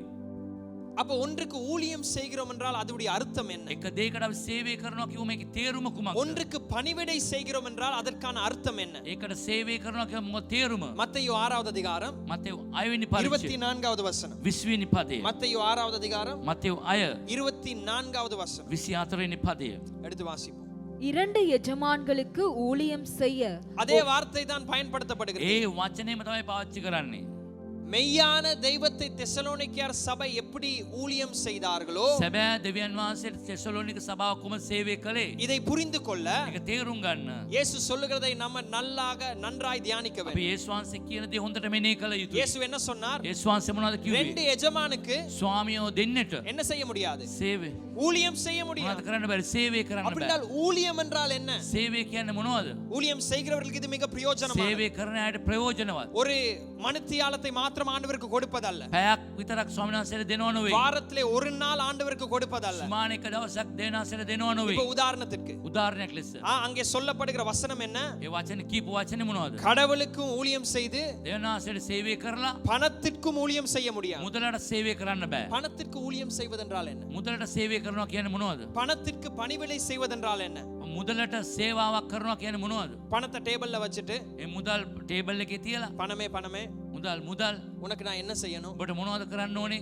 அது அல்ல பணிவிடை ඒක செய்வது. නෙමෙයි සේවය කියන්නේ. ஒரு ஊழியக்காரனுக்கு பணிவிடை செய்வதென்றால் நம்ம நினைப்பதெல்லாம் என்ன? අපි සේවකයෙකුට පණිවිඩය සේවය කරනවා කියන්නේ මොනවද? அந்த ஊழியக்காரனுக்கு தேவையான காரியத்தை கொடுப்பது, එයා සේවකයාට අවශ්‍ය දේ දීම, ஏதாவது ஒரு காரியத்தை அவர் தேடும் பொழுது டக்குன்னு அவருக்கு கொடுப்பது, එයා මොනවාර දෙයක් හොයනවා නම් ඒක දීම, ஏதாவது அவருக்கு தேவை என்றால் உடனே அதை ஆயத்தப்படுத்தி கொண்டு வருவது. එයාට දෙයක් අවශ්‍ය නම් සූදානම් කරලා ගෙනත් දීම. அதுதான் பணிவிடை ஊழியம் என்று நாம் நினைக்கிறோம். අපි හිතනවා මේක තමයි සේවාව කියලා. ஆனால் பணத்திற்கு எப்படி நாம் ஊழியம் செய்வது? මුදලට කොහොමද සේවය කරන්නේ? பணத்துக்கு நாம் எப்படி அடிமைகளாய் மாறுவது? කොහොමද මුදලට අපි වහල්ලු වෙන්නේ? நன்றாய் கவனிங்கள். හොඳට අවධානය යොමු කරන්න.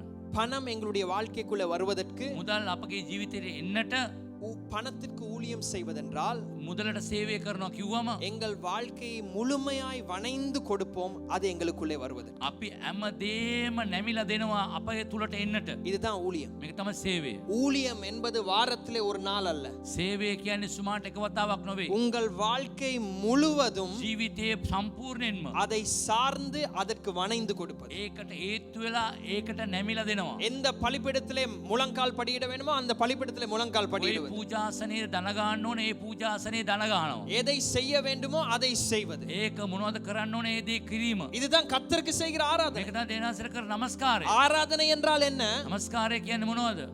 கர்த்தருக்கு ஊழியம் செய்வதென்றால் என்ன? දේනාසර සේවය කරනවා කියන්නේ මොනවද? என்னுடைய முழு வாழ்க்கையுமே අපගේ ජීවිතේ සම්පූර්ණම ජීවිතේම கர்த்தர் நீர் சொல்வதற்கு நான் வணைந்து கொடுப்பேன். දේනාසර ඔබ කියන දේට මම නැමිලා දෙනවා. உட்கார சொன்னா உட்காருவேன். වාඩි වෙන්න කිව්වොත් වාඩි වෙන්න. எழும்ப சொன்னா எழும்புவேன். නැගිට්ටොත් නැගිටින්න. நடக்க சொன்னா நடப்பேன். ඇවිදින්න කියන ඇවිදිනවා. இது தான் ஊழியம் செய்வது. මේක තමයි සේවය කියන්නේ. ஒரு ஆமென் சொல்லுவோம். ආමෙන් කියන්නේ. இதை தான் நன்றாய் கவனிங்கள். தெசலோனிக்கேயர் பட்டணத்தில் இருந்தவர்கள் பணத்திற்கு அந்த இடத்தை கொடுத்தார்கள்.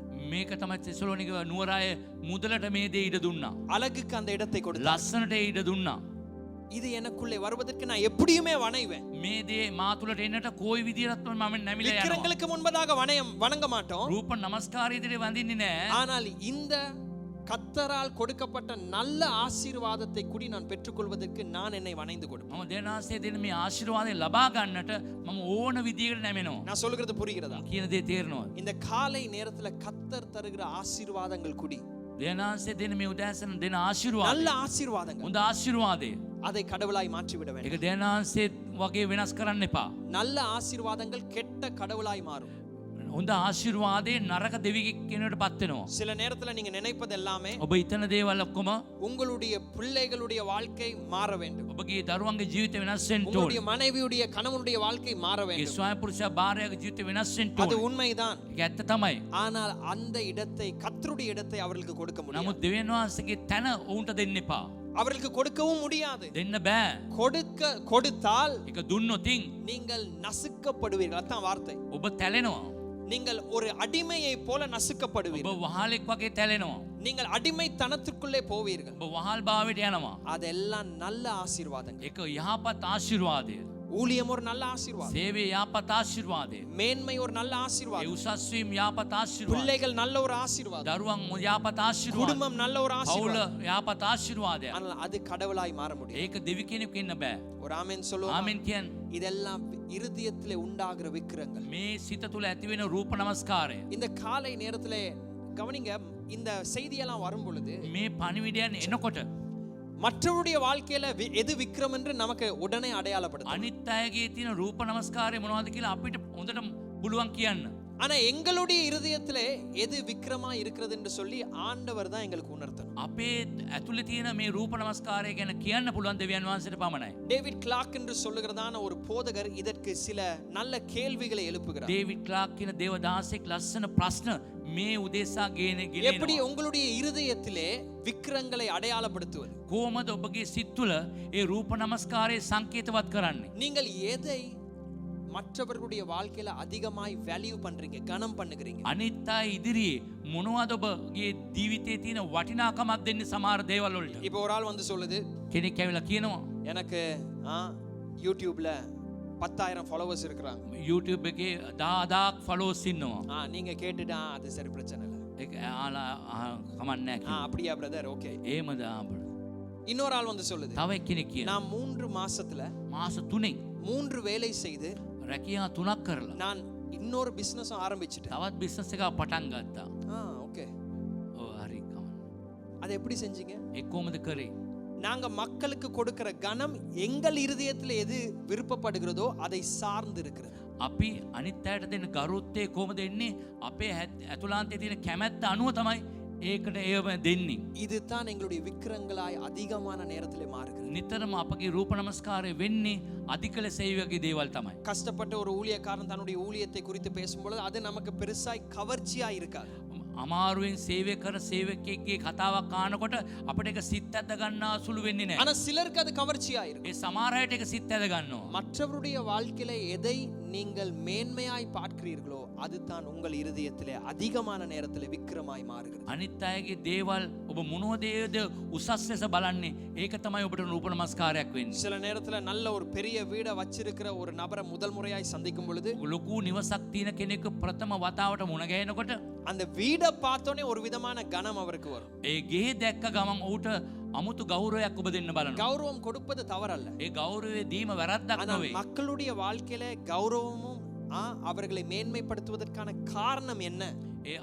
ජනතා ඉදිරියේ ගෞරවය නැත්නම් උසස් වීමක් දෙන්නට කාරණේ කුමක්ද? அது அதிகமான நேரத்துல எங்களுடைய இருதயத்துல விக்கிரங்களாய் மாறுகிறது. අපගේ ඇතුලේ තියෙන ඒ රූප නමස්කාරය තමයි ඒකට හේතුව. இரண்டாவது, දෙවනුව நீங்கள் தனிமையில இருக்கும் பொழுது எதை குறித்து அதிகமா யோசிக்க? ඔබ තනියෙන් ඉන්නකොට අධික ලෙස මොනවද කල්පනා කරන්නේ? சிலர் சொல்றீங்க யோசிக்கவே நேரம் இல்ல brother. කල්පනා කරන්න වෙලාවක් නැහැ நீங்க කියලා. சொல்ற மாதிரி தனிமையே இல்ல எனக்கு. ඔබ කියන විදියට මං තනිකමක් නැහැ මට. தனிமை என்பது மக்கள் இல்லாத இடம் அல்ல.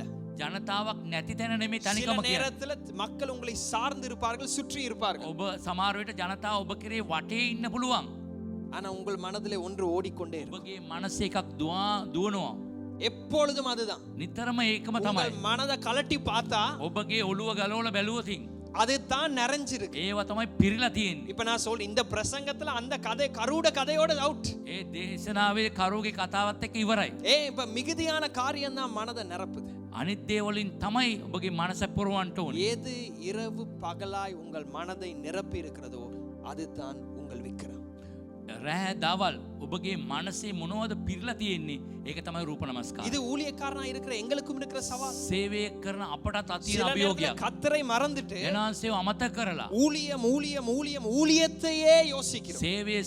සේවය ගැනමයි හිතන්නේ. அதுதான் சில நேரத்துல நானும் என்னை நான் பரிசோதித்து பார்க்கிறேன். මමත් ඒක නිසා තමයි මාව පරීක්ෂා කරලා බලන්නේ. எவ்வளவு ஊழியத்தில் இருந்தாலும் ஒரு லோ லெவல் ஆஃப் பிட்டர்னஸ், அதாவது மனஸ்தாபங்கள் அதிகமாய் எங்கள் இருதயங்களில் இருக்கிறது. නිතරම මනස්ථාපනය අධික ලෙස අපට තිබෙන කොච්චර සේවය කළත් கத்தர் அந்த இடத்தை நிரப்ப வேண்டும். එනාන්සේ ස්ථානයේ පුරවන්න ඕනේ. கத்தருடைய இடம் வரும் வரைக்கும் சந்தோஷம் நிரந்தரமாய் மாறாது. දෙවියන් වහන්සේගේ තැන එනකන් ඒ සන්තෝෂේ ස්ථීර වෙන්නේ නැහැ. முதலாவது நான் சொன்னேன், මම ප්‍රථමයෙන් කිව්වා எதை மக்களுக்குள்ளே அதிகமாய் கனப்படுத்துகிறோம்.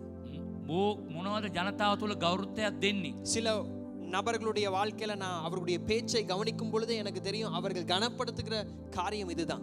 සමහර අයත් එක්ක කතා කරනකොට මට තේරෙනවා ඒගොල්ලෝ මොන දෙයකටද ගරුත්වයක් වැඩි දෙන්නේ. அதனால ஊழியக்காரனாய் நான் அதை கொடுக்கும் வரைக்கும் அவர்களிடத்திலிருந்து எனக்கு கனம் வராது. මම ඒ සේවකෙක් ලෙස ඒ තැන දෙනකන් ඒ ගරුත්වය එන්නේ නැහැ. அதை நான் அறிந்திருப்பது நல்லது. මම දැනගැනීම සිටීම හොඳයි. ஆனால் அதற்குள்ளே நான் சிக்கக்கூடாது. ඒ තුලට මම පැටලෙන්න නරකයි. ஏனென்றால் அவர்களுடைய அனுபவத்தில் அவர்கள் அதை மாத்திரமே கனப்படுத்துவார். ඒගොල්ලොන්ගේ අත්දැකීමෙන් ඒ දේ පමණයි ඕගොල්ලෝ ගරු කරන්නේ. இரண்டாவது, දෙවනුව உங்கள் மனதை நிரப்பி இருக்கிற காரியம் என்ன? ඔබගේ මනස පිරී තිබෙන්නේ මොනවයින්ද? மூன்றாவது, තුන්වෙනුව எதற்காக நீங்கள் நேரம் ஒதுக்குவீர்கள்? මොනවා උදෙසාද අධික ලෙස වේලාව ගත කරන්නේ? டிசம்பர் ரொம்ப பிஸி தான். දෙසැම්බර් මාසේ හරිම කාර්ය බහුලයි. 24 மணி நேரம் போதாது පැය தான். 24ත් මදි වගේ. ஆனா ஏதோ ஒன்றுக்கு நீங்கள் நேரம் உருவாக்கி கொண்டே இருப்பீர்கள். මොනවාරි දෙයකට ඔබ වේලාව ඇති කරමින් ඉන්නවා. உங்களுக்கு நேரம் இல்லாட்டியும் மற்ற காரியங்களை ஒதுக்கி வைத்து அதற்கு நேரம் கொடுப்பீர்கள். ඔබට වෙලාවක් නැති වුණත් අනිත් දේවල්ට දී යුතු කාලයත් අරගෙන ඒ දේට ඔබ යොමු කරනවා. அதற்கு குடும்பத்துடைய நேரத்தை கட் பண்ணுவீர்கள். තමට පවුලත් එක්ක ඉන්න ඕන වෙලාව කට් කරනවා. இல்லாவிட்டால் வியாபாரத்தின் நேரத்தை கட் பண்ணுவீர்கள். ව්‍යාපාරේ වෙලාව කට් කරනවා. இல்லாவிட்டால் வேதம் வாசிக்கிற நேரத்தை கட் දේ பண்ணுவீர்கள். වචනේ කියවීමේ වෙලාව කට් කරනවා. ஜெபத்தின் நேரத்தை கட் යාඥා பண்ணுவீர்கள். වෙලාව කට් කරනවා. ஆராதனை நேரத்தை கட் பண்ணுவீர்கள். නමස්කාර වෙලාව කට් කරනවා. மற்றவர்களை போய் சந்திக்கிற நேரத்தை கட் අනිත් අය මුණ பண்ணுவீர்கள். ගැහෙන වෙලාව කට් කරනවා. நேரம் இல்ல, වෙලාවක් නැහැ. ஆனால் இதற்காக மாத்திரம் நீங்கள் நேரம் உருவாக்குவீர்கள். නමුත් මේ උදෙසා ඔබ වෙලාව ගොඩාක් ඇති කරගන්නවා. அது என்ன? ඒ මොනවද? அது என்ன? ඒ මොනවද? அதை விட்டுவிட வேண்டாம். ඒක අත්හරින්න එපා. ஆனா அதை உங்களுடைய இருதயத்தின் சிங்காசனத்திலிருந்து கலட்ட வேண்டும். නමුත් ඔබගේ හදවතේ සිංහාසනට එන්නට දෙන්න එපා. ගලවලා ගන්න. புரிகிறதா நான் சொல்லுகிறது? කියන දේ තේරෙනවා. அதனால நான் சொல்லுகிறதை பெற்றுக்கொண்டு சில நேரத்துல கடுமையாய் உழைக்கிற வியாபாரிகள் இங்க இருக்கிறீர்கள். ඔබ මේ දේවල් අහලා ඔබ ගොඩාක් ව්‍යාපාරේ වේසමාංශි වෙන කෙනෙක් වෙන්න පුළුවන්. வியாபாரம் தேவன் தருகிற ஆசீர்வாதம். නමුත් ව්‍යාපාරය කියන දෙනාස දෙන ආශිර්වාදය. குடும்பம் தேவன் தருகிற ஆசீர்வாதம். පවුල දෙනාස දෙන ආශිර්වාදය. ஆனால் அது கர்த்தருடைய இடத்தை எடுக்க முடியும். නමුත් දෙනාසගේ තැන ගන්න බෑ. ஒரு ஆமென் சொல்லுவோம். ආමෙන් කියමුද? நீங்கள் துக்கமாய் இருப்பதற்கு காரணம் வியாபாரமா இருக்க முடியாது. ඔබ දුකට ඉන්න කාරණේ ව්‍යාපාරය වෙන්න බෑ. கர்த்தருடைய இருதயம் துக்கப்படுகிறபடினா நீங்க துக்கப்படுகிறீங்களா? அதுதான் சரி. ඔබ දෙනාසගේ හදවත දුක් වෙනවා නම් ඔබ ඒකට දුක් වෙනවා නම් ඒක හරි. நீங்கள் சந்தோஷப்படுவதற்கு வியாபாரம் காரணமா இருக்க முடியாது. ඔබ සන්තෝෂ වීමට ව්‍යාපාරය නෙමෙයි කාරණේ. ஆனால் கர்த்தருடைய இரட்சிப்பு உங்களுக்குள்ளே வந்தபடினால எப்பொழுதும் சந்தோஷம். දෙනාසේ ගැලවීම උතුලට ආපු නිසා ඔබ නිතරම සන්තෝෂයෙන්. ஒரு ஆமென் சொல்லுவோம். ආමෙන් කියන්න. எதை நீங்கள் எப்பொழுதும் நம்புகிறீர்கள்? මොනවද ඔබ අධික ලෙස විශ්වාස කරන්නේ? சிலருடைய நம்பிக்கை ஒரு சில காரியங்களில் தான். සමහර විශ්වාසය තියන්නේ සමහර දේවල් කෙරේ විතරයි. உதாரணத்துக்கு நான் பணத்தை வைத்து நான் பேசுவேன். මම උදාහරණයක් ලෙස මුදල් මම ඉදිරියට තබලා කියන්නම්. சிலருக்கு பணம் பெற்றுக்கொள்வது ஏன் ஒரு விக்கிரமாய் மாறுகிறது என்றால், ඇයි මේ මුදල් ලබා ගැනීම රූප නමස්කාරයක් වෙන්නේ? பணம் அல்ல, මුදල් නොවේ. ஆனால் பணம் அவர்களுக்கு கொடுக்கிற பாதுகாப்பு. ඒ මුදල් දෙන ආරක්ෂාව. பணம் அவர்களுக்கு கொடுக்கிற பாதுகாப்பு. මුදල් දෙන ආරක්ෂාව. யாரு அவர்களுக்கு எதிர்த்து வந்தாலும், කවුරු විරුද්ධව ආවත්, யார் அவர்களை வெறுத்தாலும் කවුරු එපා කළත් ட்ராயரை திறந்து பார்ப்பாங்க. ඩ්‍රෝයල් එක ඇරලා බලනවා. நீ இருக்கிறனால ඔබ ඉන්න නිසා நான் வெட்கப்பட்டு போறேன். මම ලැජ්ජාවට පත්වන්නේ නැහැ. மக்களுக்கு அதுதான் பாதுகாப்பு. ජනතාවට ඒක තමයි ආරක්ෂාව. அதுதான் யாரு வெறுத்தாலும் அவர்களுடைய அந்த அடைக்கலம் பணமாய் மாறுது. ඔවුන්ගේ රක්ෂස්ථානය වෙන්නේ කවුරු එපා කළත් මේ මුදල් තමයි. இது ஊழியர்களா இருக்கிற எங்களுக்கும் ஊழியம் ஒரு பாதுகாப்பாய் மாறும். නමුත් සේවය කරන අපට සේවයත් එක ආරක්ෂාවක් ලෙස අපි சிலருக்கு அன்பான உறவுகள், காதல் உறவு இப்படியாய் மாறலாம். සමහර අය ආදර බැඳීම් පවා එවැනි තත්යකට පත් වෙනවා. ஆண்டவர் சொல்றார், விடுதலை செய்வதற்கு நான் மாத்திரமே வருகிறேன். නමුත් නිදහස් කරන්නට මම පමණයි එන්නේ කියලා දෙනාසි කියනවා. கையினாலே செய்யப்பட்ட விக்கிரங்கள் உன்னை வழிநடத்தாது. අත්තකින් අදන රූප නමස්කාර රූපය ඔබ මඟ පෙන්වන්නේ නැහැ. கையினாலே செய்யப்படுகிற ரூபங்கள் உனக்கு பாதுகாப்பு கொடுக்காது. අත්තකින් අදන රූපයන් ඔබට ආරක්ෂා කරන්න බෑ. அதான் அநேகர், ஒரு சிலருக்கு பணம் சேர்த்தா போதும், அதை செலவழிக்க வேண்டாம். සමහර අයට මුදල් එකතු කරත් ඇති වියදම් කරන්නේ නැහැ.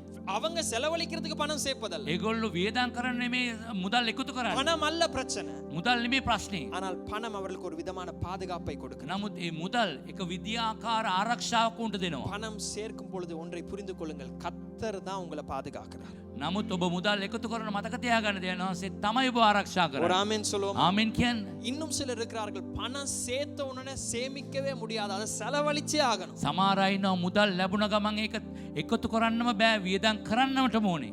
ஏன்? அவர்கள் செலவழிக்கும் பொழுது அவர்கள் பெற்றுக்கொள்கிற காரியம் அவர்களுக்கு ஒரு அங்கீகாரத்தை கொடுக்கிறது. නමුත් ඒ වියදම් කරන මුදලින් ඒගොල්ලොන්ට පිළිගැනීමක් තිබෙනවා. புரிகிறதா? பணம் தான், මුදල් තමයි. பணம் சேர்ப்பதிலே தவறல்ல. ඒ මුදල් එකතු කිරීම ஆனா වරද්දක්. ஒரு ஆளுக்கு சேர்க்கிறபடினாலே அவர்களுக்கு பாதுகாப்பு வருகிறது, සමහර අය මුදල් එකතු කිරීමෙන් උන්ට ආරක්ෂාව ලැබෙනවා. இன்னொருக்கு சேர்த்து அதை செலவழிக்கிறபடினாலே மக்களுக்கு முன்பதாக அவர்களுக்கு ஒரு நல்ல பெயர் வருகிறது. ඒ මුදල් අනිත් අය ඉදිරියේ වියදම් කරනකොට අනිත් අයගෙන් උන්ට පිළිගැනීමක් උන්ට ලැබෙනවා. இந்த பாதுகாப்பும் தேவன் தான் தர வேண்டும், ඒ ආරක්ෂාව ස්වාමීන් වහන්සේ තමයි දෙන්නට ඕනේ. மேன்மையும் தேவன் தான் தர ඒ வேண்டும். උසස් වීම නැත්තම් අනිත් අය පිළිගැනීමත් ස්වාමීන් වහන්සේ තමයි දෙන්නට ඕනේ. இது பண உதாரணம் மாத்திரம் தான். ඒ මුදල් උදාහරණයක් වශයෙන් පමණයි. இதே போலதான் குடும்பம் நமக்கு ஒரு விக்கிரமாய் மாறலாம். සමහර අයට පවුලත් මේ වගේ රූප නමස්කාරයක් වෙනවා. மற்ற குடும்பங்களில் நடக்கிற காரியங்களை மிக தைரியமாய் நாம் நின்று அதை நாம் ஆலோசிப்போம், இல்லாவிட்டால் அதற்கு கை விரல் நீட்டி அதை சுட்டி காண்பிப்போம்.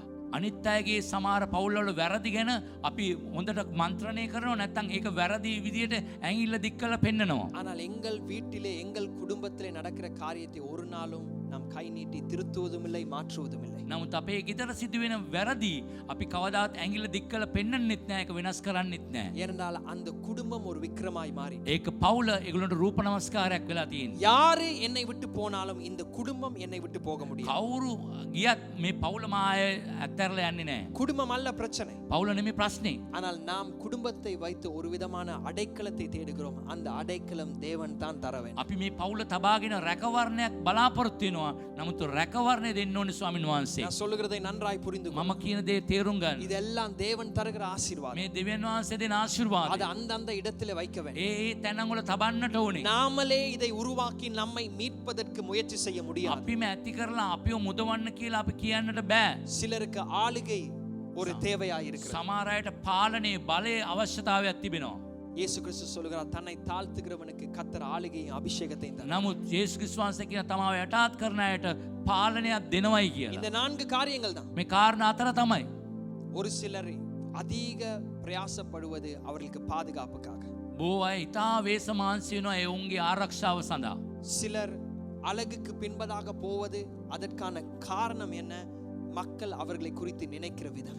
ගොඩාක් මේ ලස්සන සඳහා ගොඩාක් වේසමාංශයේ හේතුව ජනතාව ඒ ගැන එයා ගැන දැනන්නට ඕනි කියලා. மக்களை விட கர்த்தர் உங்களை குறித்து என்ன நினைக்கிறார் என்பது மிக முக்கியம். ඒ ජනතාවටත් වඩා දෙවියන් වහන්සේ මං ගැන මොනවද හිතන්නේ ඒක තමයි වැදගත්. அதுதான் உங்களுடைய வாழ்க்கையை மாற்றப் போகுது. ඒක තමයි ඔබගේ ජීවිතය වෙනස් කරන්නේ. வேதம் சொல்கிறது, ஆண்டவரே, தாவீது சொல்கிறான், உம்முடைய நினைவுகள் என் மேல் மிக அழகானவை. නමුත් ස්වාමීන් වහන්සේ දේවචන කියන මාගේ ඔබගේ සිතුවිලි මා කෙරේ ඉතා ලස්සනයි. அதுதான் யாராவது ஒரு நபர் நம்மை குறித்து தவறாய் பேசினால் நாம் உடைந்து போகிறோம். අපි කවුරු හරි මං ගැන අපි ගැන වැරද්දක් කියනකොට අපි කැඩී බිඳී යනවා. ஏனென்றால் அழகு என்கிறதான விக்கிரங்களுக்கு நேராக நாம் நம்மை பணிந்து நம்மை வணைந்து செய்ய வேண்டிய எல்லாவற்றையும் செய்து இதற்கு பின்பதாக ஒருவர் என்னை விமர்சித்தால் நான் உடைந்து போகிறேன். මම ඒ ලස්සන සඳහා ඕ දේවල් නැමිලා හැම දෙයක්ම කරලත් තව කෙනෙක් මාව විමර්ශනය කරනකොට මම කැඩී බිඳී යනවා. மேன்மைக்காக அதிக பிரயாசப்படுகிறோம். අපි උසස් වීම සඳහා ඉතා වේසමාංශී වෙනවා. கர்த்தர் தான் அந்த மேன்மையை தருவார். නමුත් ඒ උසස් වීම දෙන්න ඕනේ ස්වාමීන් වහන්සේ. இந்த காலை நேரத்துல இப்படிப்பட்ட விக்கிரங்கள் பல இருக்கிறது, ஆனால் அடிப்படையாக இந்த 4 தான் எல்லாவற்றையும் செய்வதற்கு தூண்டி விடுகிறது. ඕ රූප නමස්කාර අපගේ සිත් තුළ තිබුණත් මේ කාරණා අතර තමයි අපි පොළඹන්නේ බොහෝ දේවල් කරන සඳහා. வியாபாரம், குடும்பம், ஊழியம் இதெல்லாம் நான் சொல்லிருக்கேன். இது மேல் அதாவது பார்க்கக்கூடிய விக்கிரங்கள். මේ ව්‍යාපාරය පවුල සේවාව කියන්නේ බලන්න පුළුවන් රූප නමස්කාර. ஆனால் மறைவாய் காணப்படுகிற விக்கிரங்கள் இருக்கிறது. මේ සැඟවුණු රූප නමස්කාර තිබෙනවා. அதுதான் நான் சொன்னேன், பாதுகாப்பு, ඒක තමයි ආරක්ෂාව. அன்பு. ප්‍රේමය. இதற்காக தான் நாம் போராடுகிறோம். මේ උදෙසා පුරබදිනවා. பாதுகாப்பு, அன்பு, ஆறுதல், வல்லமை இதெல்லாம் தேவனிடத்தில் සැනසීම, බලය, ආරක්ෂාව, ආදරය හැමදේම දෙවියන් වහන්සේගේ තමයි ලැබෙන්නට ඕනේ. ஒரு ஆமென் சொல்லுவோம். ආමෙන් කියන්න. நல்ல ஒரு ஆமென் சொல்லுவோம். ආමෙන් කියන්න. ஏசாயா வாசிப்போம். ஏசாயா 54. එසායා 54. ஏசாயா 57 நினைக்கிறேன். ஏசாயா 57. එසායා 57.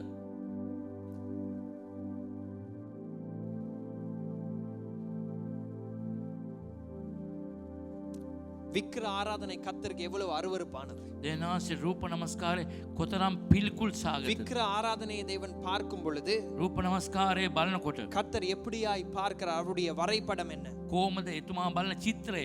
கர்த்தருடைய இடத்தை இன்னொருவருக்கு நாம் கொடுக்கும் பொழுது දෙනාසේගේ තැන තව කෙනෙකුට දෙනකොට கர்த்தர் எவ்வளவு எரிச்சல் படுகிறார் என்று දෙනාසේ கவனிங்க. කොතරම් කේන්ති යනවද? மூன்றாவது வசனத்தை வாசி. තුන්වෙනි පදය 3ல இருந்து வாசிச்சு கொண்டு போ. අපි දිගටම කියමු. நாள் பார்க்கிறவளின் பிள்ளைகளே, விபசாரனுக்கும் வேசிக்கும் பிறந்த சந்ததியாரே, நீங்கள் இங்கே கிட்டி வாருங்கள். நீங்கள் யாரை பரியாசம் பண்ணுகிறீர்கள்? யாருக்கு விரோதமாய் வாயை திறந்து நாக்கை நீட்டுகிறீர்கள்? நீங்கள் துரோகம் பண்ணுகிற பிள்ளைகளும் கள்ள சந்ததியாரும் அல்லவா? மிக ஆழமான கோபம் நிறைந்த வார்த்தைகள். 5வது வசனத்தை கவனிங்க. நீங்கள் பச்சையான சகல மரத்தின் கீழும் விக்கிரக தேவர்களோடே மோகாக்கினையில் வெந்து பள்ளத்தாக்குகளிலே கண்மலை வெடிப்புகளிலே கீழ் பிள்ளைகளை கொன்று போடுகிறவர்கள். பள்ளத்தாக்குகளிலும் உள்ள வளவளப்பான சிலைகளிடத்தில் உன் பங்கு இருக்கிறது. அவைகளே உங்களுக்கு வீதம். அவைகளுக்கு நீ பான பலியை வார்த்து போஜன பலியையும் செலுத்துகிறாய். இவைகளின் மேல் பிரியப்படுவேனோ? 7வது வசனம். நீ உயரமும் உன்னதமுமான மலைகளின் மேல் உன் மஞ்சத்தை வைக்கிறாய். அங்கேயும் பலியிடும்படி ஏறுகிறாய்.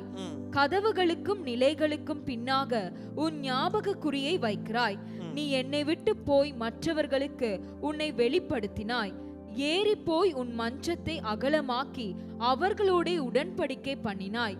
அவர்களுடைய மஞ்சத்தை காண்கிற எல்லா இடத்திலும் அதை நேசிக்கிறாய். சரி, கவனிங்க.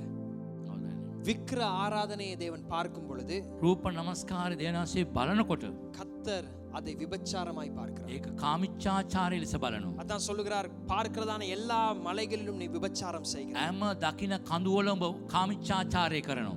நீ வழிபடுகிற விக்கிரங்கள் என் கண்களுக்கு முன்பதாக விபச்சாரத்தை போல் இருக்கு. ඔබ අනුගමනය කරන රූප නමස්කාරය මගේ ඇස් ඉදිරියේ එක කාමිච්ඡාචාරයට எல்லா සමානයි. மரங்களுக்கு கீழாக இஸ்ரவேல் நகரங்களிலே விபச்சாரம் காணப்பட்டது.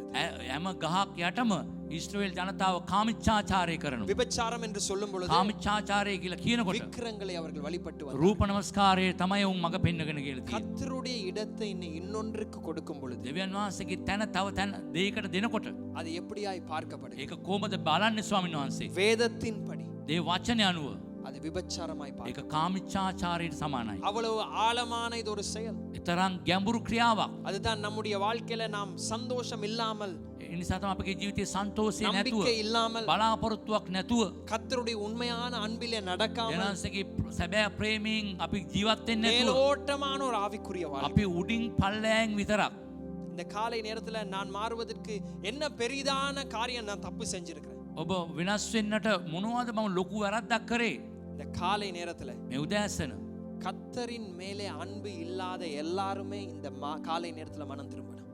දෙවියන්සේ කෙරේ ප්‍රේමයක් නැති හැම කෙනාම සිත්තරෙන්ට ඕනේ. முழுமையாய் கர்த்தருடைய இந்த இருதயம் அவருடைய அன்பின் மேலே சார்ந்திருக்க வேண்டும். සම්පූර්ණයෙන්ම අපගේ හදවත එතුමාගේ ප්‍රේමයේ කෙරේ රැඳින්නට ඕනේ. கர்த்தர் இதை வெறுக்கிறார். දෙවියන්සේ එපා කරනවා. கர்த்தருடைய இடத்தை இன்னொன்றுக்கு நாம் கொடுக்கும் பொழுது දෙවියන්සේගේ තැන තව තැනකට දෙනකොට அது கர்த்தரால் வருகிற ஆசீர்வாதமாய் கூடி இருக்கலாம். දෙවියන්සේගේ දෙන ආශිර්වාදයක් වෙන්න පුළුවන්. அது கர்த்தரால் வருகிற நன்மையாக கூடி இருக்கலாம். දෙවියන්සේගේ එන යහපතක් වෙන්න පුළුවන්. கர்த்தர் அதை வெறுக்கிறார். දෙවියන්සේ එපා කරනවා. கர்த்தர் அதை வெறுக்கிறார். දෙවියන්සේ එපා කරනවා. இந்த காலை நேரத்துல கர்த்தருடைய இடத்தை நாம் கர்த்தருக்கு கொடுக்க வேண்டும். මේ උදෑසන දෙවියන්සේට දිය යුතු තැන දෙවියන් වහන්සේට දිය යුතුයි. ஏன் நான் ஏற்கனவே சொன்னேன், மற்ற காரியங்களை அந்த இடத்திற்கு கொடுக்கிறோம் தெரியுமா? අනිත් දේවල්ට ඇයි දෙන්නේ? பாதுகாப்புக்காக, ආරක්ෂාව සඳහා, ஆறுதலுக்காக. සැනසීම සඳහා. மக்கள் எங்களை பார்க்க வேண்டும், ජනතාව අපිව බලන්න ஒரு ඕනේ. விதமான அங்கீகரிப்பு எனக்கு வர வேண்டும், මට හොඳ පිළිගැනීමක් එන්නට ඕනේ. எனக்கு அந்த வல்லமை வர මට வேண்டும், බලය එන්නට ඕනේ. எனக்கு அந்த ஆளுகை வர வேண்டும். මාට පාලනය එන්නට ඕනේ. ராஜ்யத்திலே இதை எல்லாவற்றையும் அடைவதற்கு ஒரு இன்னொரு வித்தியாசமான வழி இருக்கிறது. ඒ රාජ්‍ය තුල හැමදේම ලබා ගන්නට වෙනස් වූ මගක් තිබෙනවා. அதுதான் கர்த்தருடைய பலிப்பிடத்துக்கு முன்பதாக, கர்த்தாவே நான் உமக்கு ஊழியம் செய்ய வருகிறேன். දේව පූජාසනයේදී මම ඔබට සේවය කරන්නට එනවා. வாழ்க்கை முழுவதுமாய் நான் வணைந்து கொடுப்பேன். ජීවිත පුරාම මම ඔබට නැමී දෙනවා හැම දෙයක්. நீர் எதை செய்ய சொல்லுகிறீரோ, ඔබ මොන දේද කියන්නේ කරන්න. விக்கிரங்களை வழிபடும் பொழுது රූප නමස්කාර කරනකොට அவர்கள் சொல்வார்கள், இந்த மலையிலே பலி செலுத்த வேண்டும், මේ කන්දට ගිහලා පූජා කරන්න ඕනේ. இந்த நாளுக்கு வர வேண்டும், මේ දවස් එන්නට ඕනේ. இந்த காரியத்தை கொண்டு வர வேண்டும். මේවනේ බඩු බාණ්ඩ ගේන්නට ඕනේ.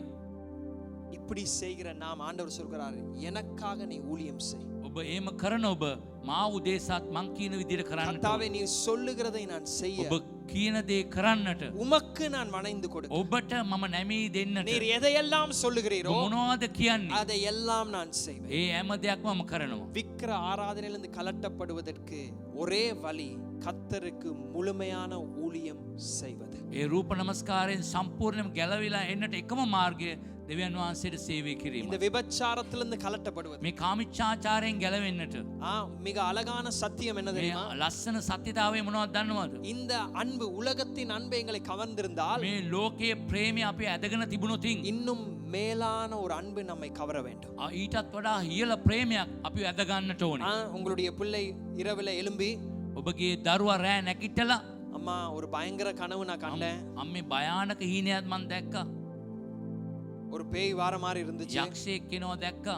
நீங்க அந்த இரவு உட்கார்ந்து ඔබ ඒ රෑ වාඩි වෙලා பழைய ஏற்பாட்டை திருப்பி පරණ ගිවිසුමේ පෙරලලා பேய் எங்க ஆரம்பிச்சிச்சு, යක්ෂයා කොයින්ද පටන් ගත්තේ? பேய் கதையை சொல்லிக்கொண்டே இருந்தீங்கன்னா ඒ යක්ෂයාගේ කතාව කියාගෙන அந்த හිටියොත් பிள்ளைக்கு இன்னும் பயம் வந்துரும். ඒ දරුවට තවත් බය වෙනවා. உடனே என்ன செய்வீங்க? ඔබ විගසින් මොනවද அந்த කරන්නේ? பிள்ளையுடைய நினைவை என்ன செய்வீங்க? டைவர்ட் பண்ணுவீங்க. ඒ දරුවාගේ සිතුවිල්ල තව වෙන පැත්තකට අරවනවා. டைவர்ட் பண்ணுவீங்களா? වෙන පැත්තකට අරවනවද? இல்லாட்டி யூ டர்ன் ஒன்னு போடுவீங்க. නැත්නම් U turn එකක් දානවද? அந்த கதையை மாத்திடுவீங்க. ඒ කතාව වෙනස් කරන්න. அதெல்லாம் அப்படி யோசிக்க வேண்டாம். එහෙම හිතන්න එපා. இன்னொரு புதிதான அந்த அந்த அந்த மனதிலே இன்னும் அதிகமாய் தியானிக்கக்கூடிய, கற்பனை செய்யக்கூடிய ஒரு கதையை கொண்டு வருவீங்க. ඒ මනස තුල තවත් මෙනෙහි කරන්න පුළුවන්, හිතන්න පුළුවන් තවත් හොඳ කතාවක් කියන්න.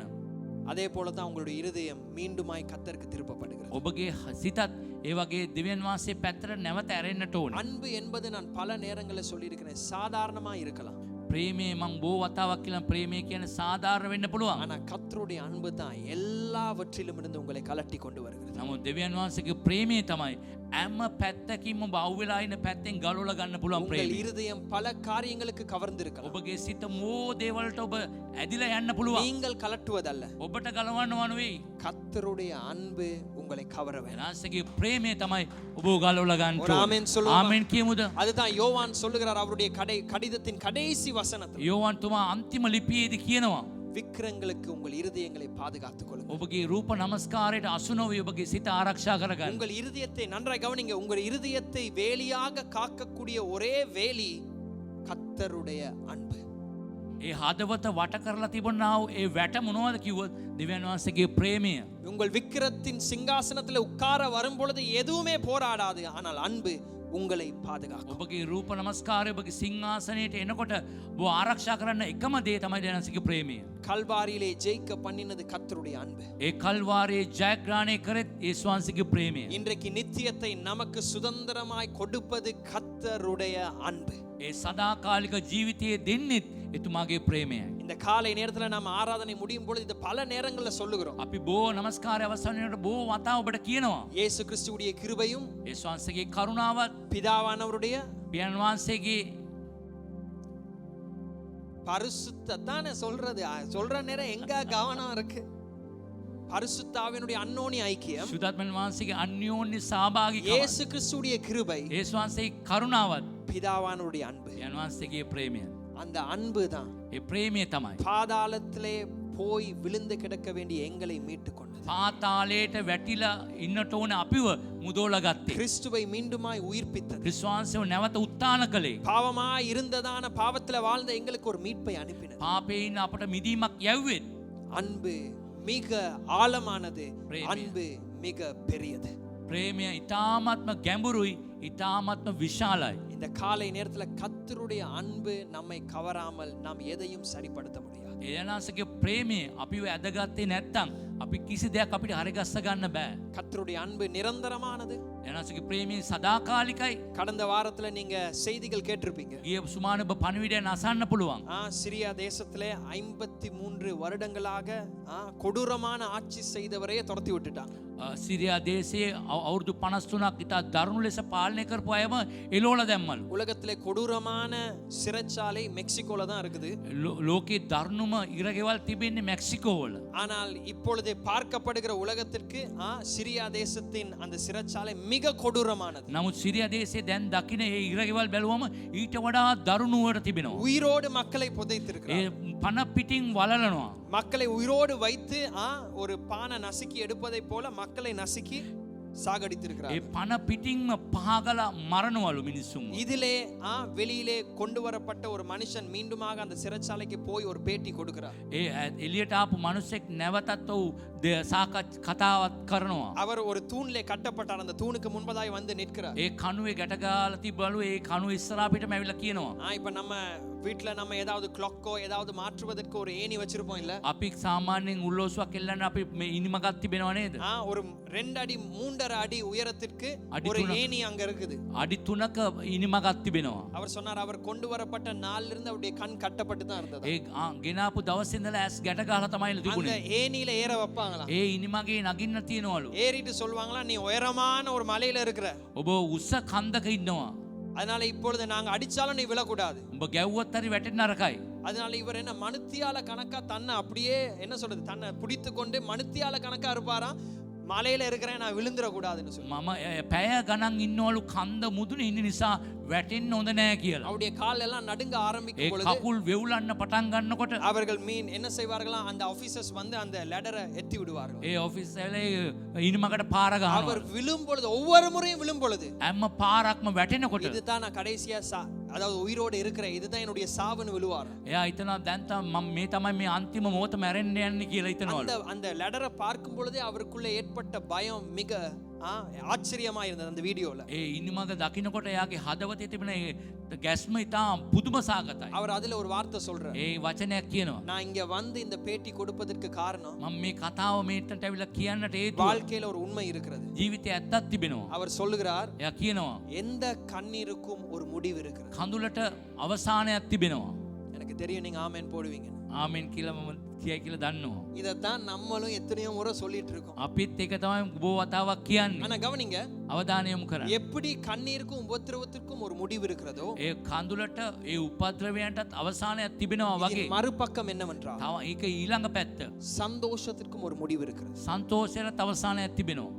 மேன்மைக்கும் ஒரு முடிவு இருக்கு. ඒ උසස් වීමට අවසානයක් තිබෙනවා. கர்த்தருக்கு மாத்திரமே முடிவில்லை. නමුත් දෙවියන් වහන්සේට පමණයි අවසානයක් නැත්තේ. இதற்கு ஒரு ஆமென் சொல்லு. මේකට ආමෙන් කියන්නේ. இதற்கு நல்ல ஒரு ஆமென் சொல்லு. ආමෙන් කියන්නේ. கர்த்தருடைய அன்புக்கு மாத்திரம் தான் முடிவில்லை. දෙනාසගේ ප්‍රේමයට අවසානයක් නැහැ. கர்த்தரோடு நடக்கிறவங்க உபத்திரவத்திற்குள்ளே போவீங்க. දෙනාසෙත් එක්ක ජීවත් වෙන අය උපද්‍රවයන්ට යනවා. அதனால அந்த நேரத்துல நீங்க கேள்வி எழுப்ப கூடாது. ඔබ ප්‍රශ්නයක් නගන්න නරකයි. நீங்கள் கேள்வி எழுப்பினாலும் இதை புரிந்து கொள்ளுங்கள். ඔබ ප්‍රශ්නයක් ඔබට ආවොත් හරි ඔබ තේරුම් ගන්න. கண்ணீருக்கு எப்படி முடிவு இருக்கிறதோ කඳුලට අවසානයක් තිබෙනවා වගේ உலகம் கொடுக்கிற சந்தோஷத்திற்கும் ஒரு முடிவு இருக்கிறது. ලෝකයේ තියෙන සන්තෝෂයට අවසානයක් තිබෙනවා. உபத்திரவத்திற்கு எப்படி முடிவு இருக்கிறதோ උපද්‍රවයන්ට අවසානයක් තිබෙනවා වගේ சமாதானத்திற்கும் ஒரு முடிவு இருக்கிறது. සමාදානයට අවසානයක් තිබෙනවා. ஆனால் கர்த்தர் நிரந்தரமானவர். නමුත් දෙවියන් වහන්සේ සදාකාලිකයි. கர்த்தர் நிரந்தரமானவர். වහන්සේ සදාකාලිකයි. கர்த்தர் நிரந்தரமானவர். වහන්සේ සදාකාලිකයි. அதனால இந்த காலை நேரத்துல මේ උදෑසන உங்கள் இருதயம் கர்த்தருடைய அன்பினாலே கவரப்படட்டும். ඔබගේ සිත දෙනාසගේ ප්‍රේමයෙන් ඔබ ඇදගන්නට ඕනේ.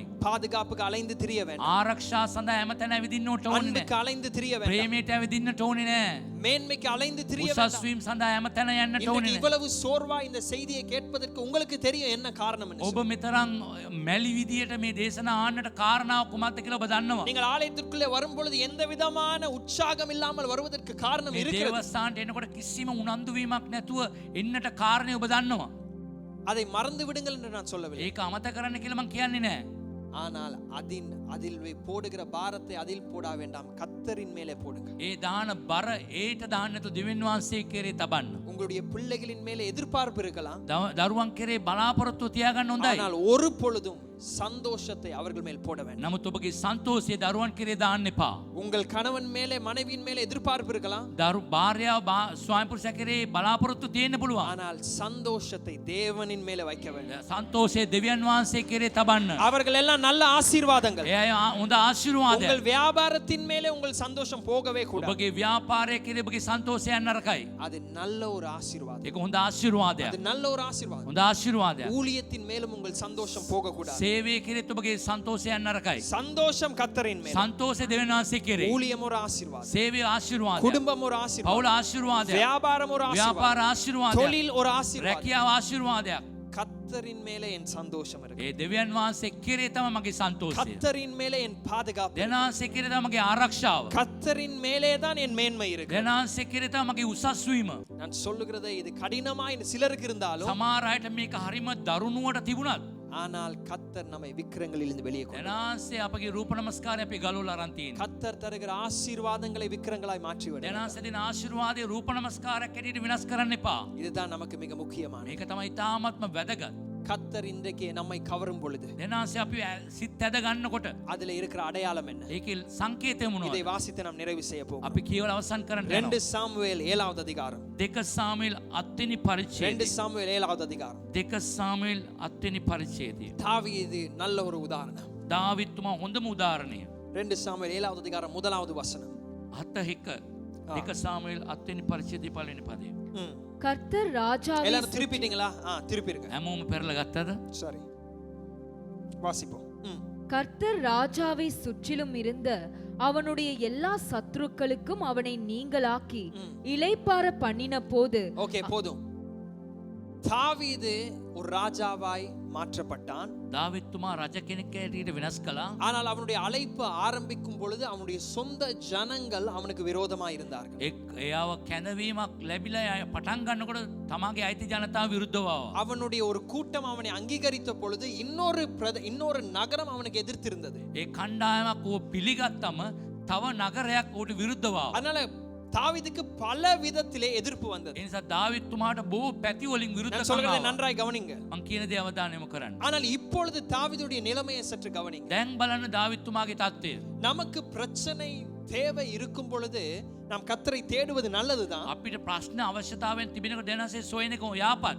ஆனால் அதிலே ஒரு விதமான சுயமும் அங்கே இருக்கிறது. ඒකේ තියෙනවා මමත්වයකුත් ඇතුල් වෙලා. ஏனென்றால் எனக்கு தேவை, அதனால நான் கர்த்தரை தேடுகிறேன். මට අවශ්‍ය දෙයක් තියෙන නිසා මම දෙනසේ සොයනවා. எனக்கு ஃபீஸ் கட்டணும், அதனால நான் கர்த்தரை தேடுறேன். මට මේ ෆීස් එක ගෙවන්නට උනේ ඒ නිසා දෙනසේ எனக்கு සොයනවා. இந்த பிரயாணங்கள் வாய்க்கப்பட வேண்டும், அதனால நான் கர்த்தரை මේ தேடுறேன். ගමන මට සඵලවත් වෙන්න ඕනේ ඒ නිසා ස්වාමීන් වහන්සේ සොයනවා. இன்னும் எனக்கு என்னை சுற்றி எதிர்ப்புகள் இருக்கிறபடினால எனக்கு வேற வழி இல்ல, ஆனா கர்த்தரை தேடுகிறேன். මට විරුද්ධකම් ගොඩක් තිබෙන නිසා වෙන මාර්ගයක් නැති නිසා ස්වාමීන් වහන්සේ සොයනවා. ஆனா தாவீது இப்படிதான் ஆரம்பிச்சான்.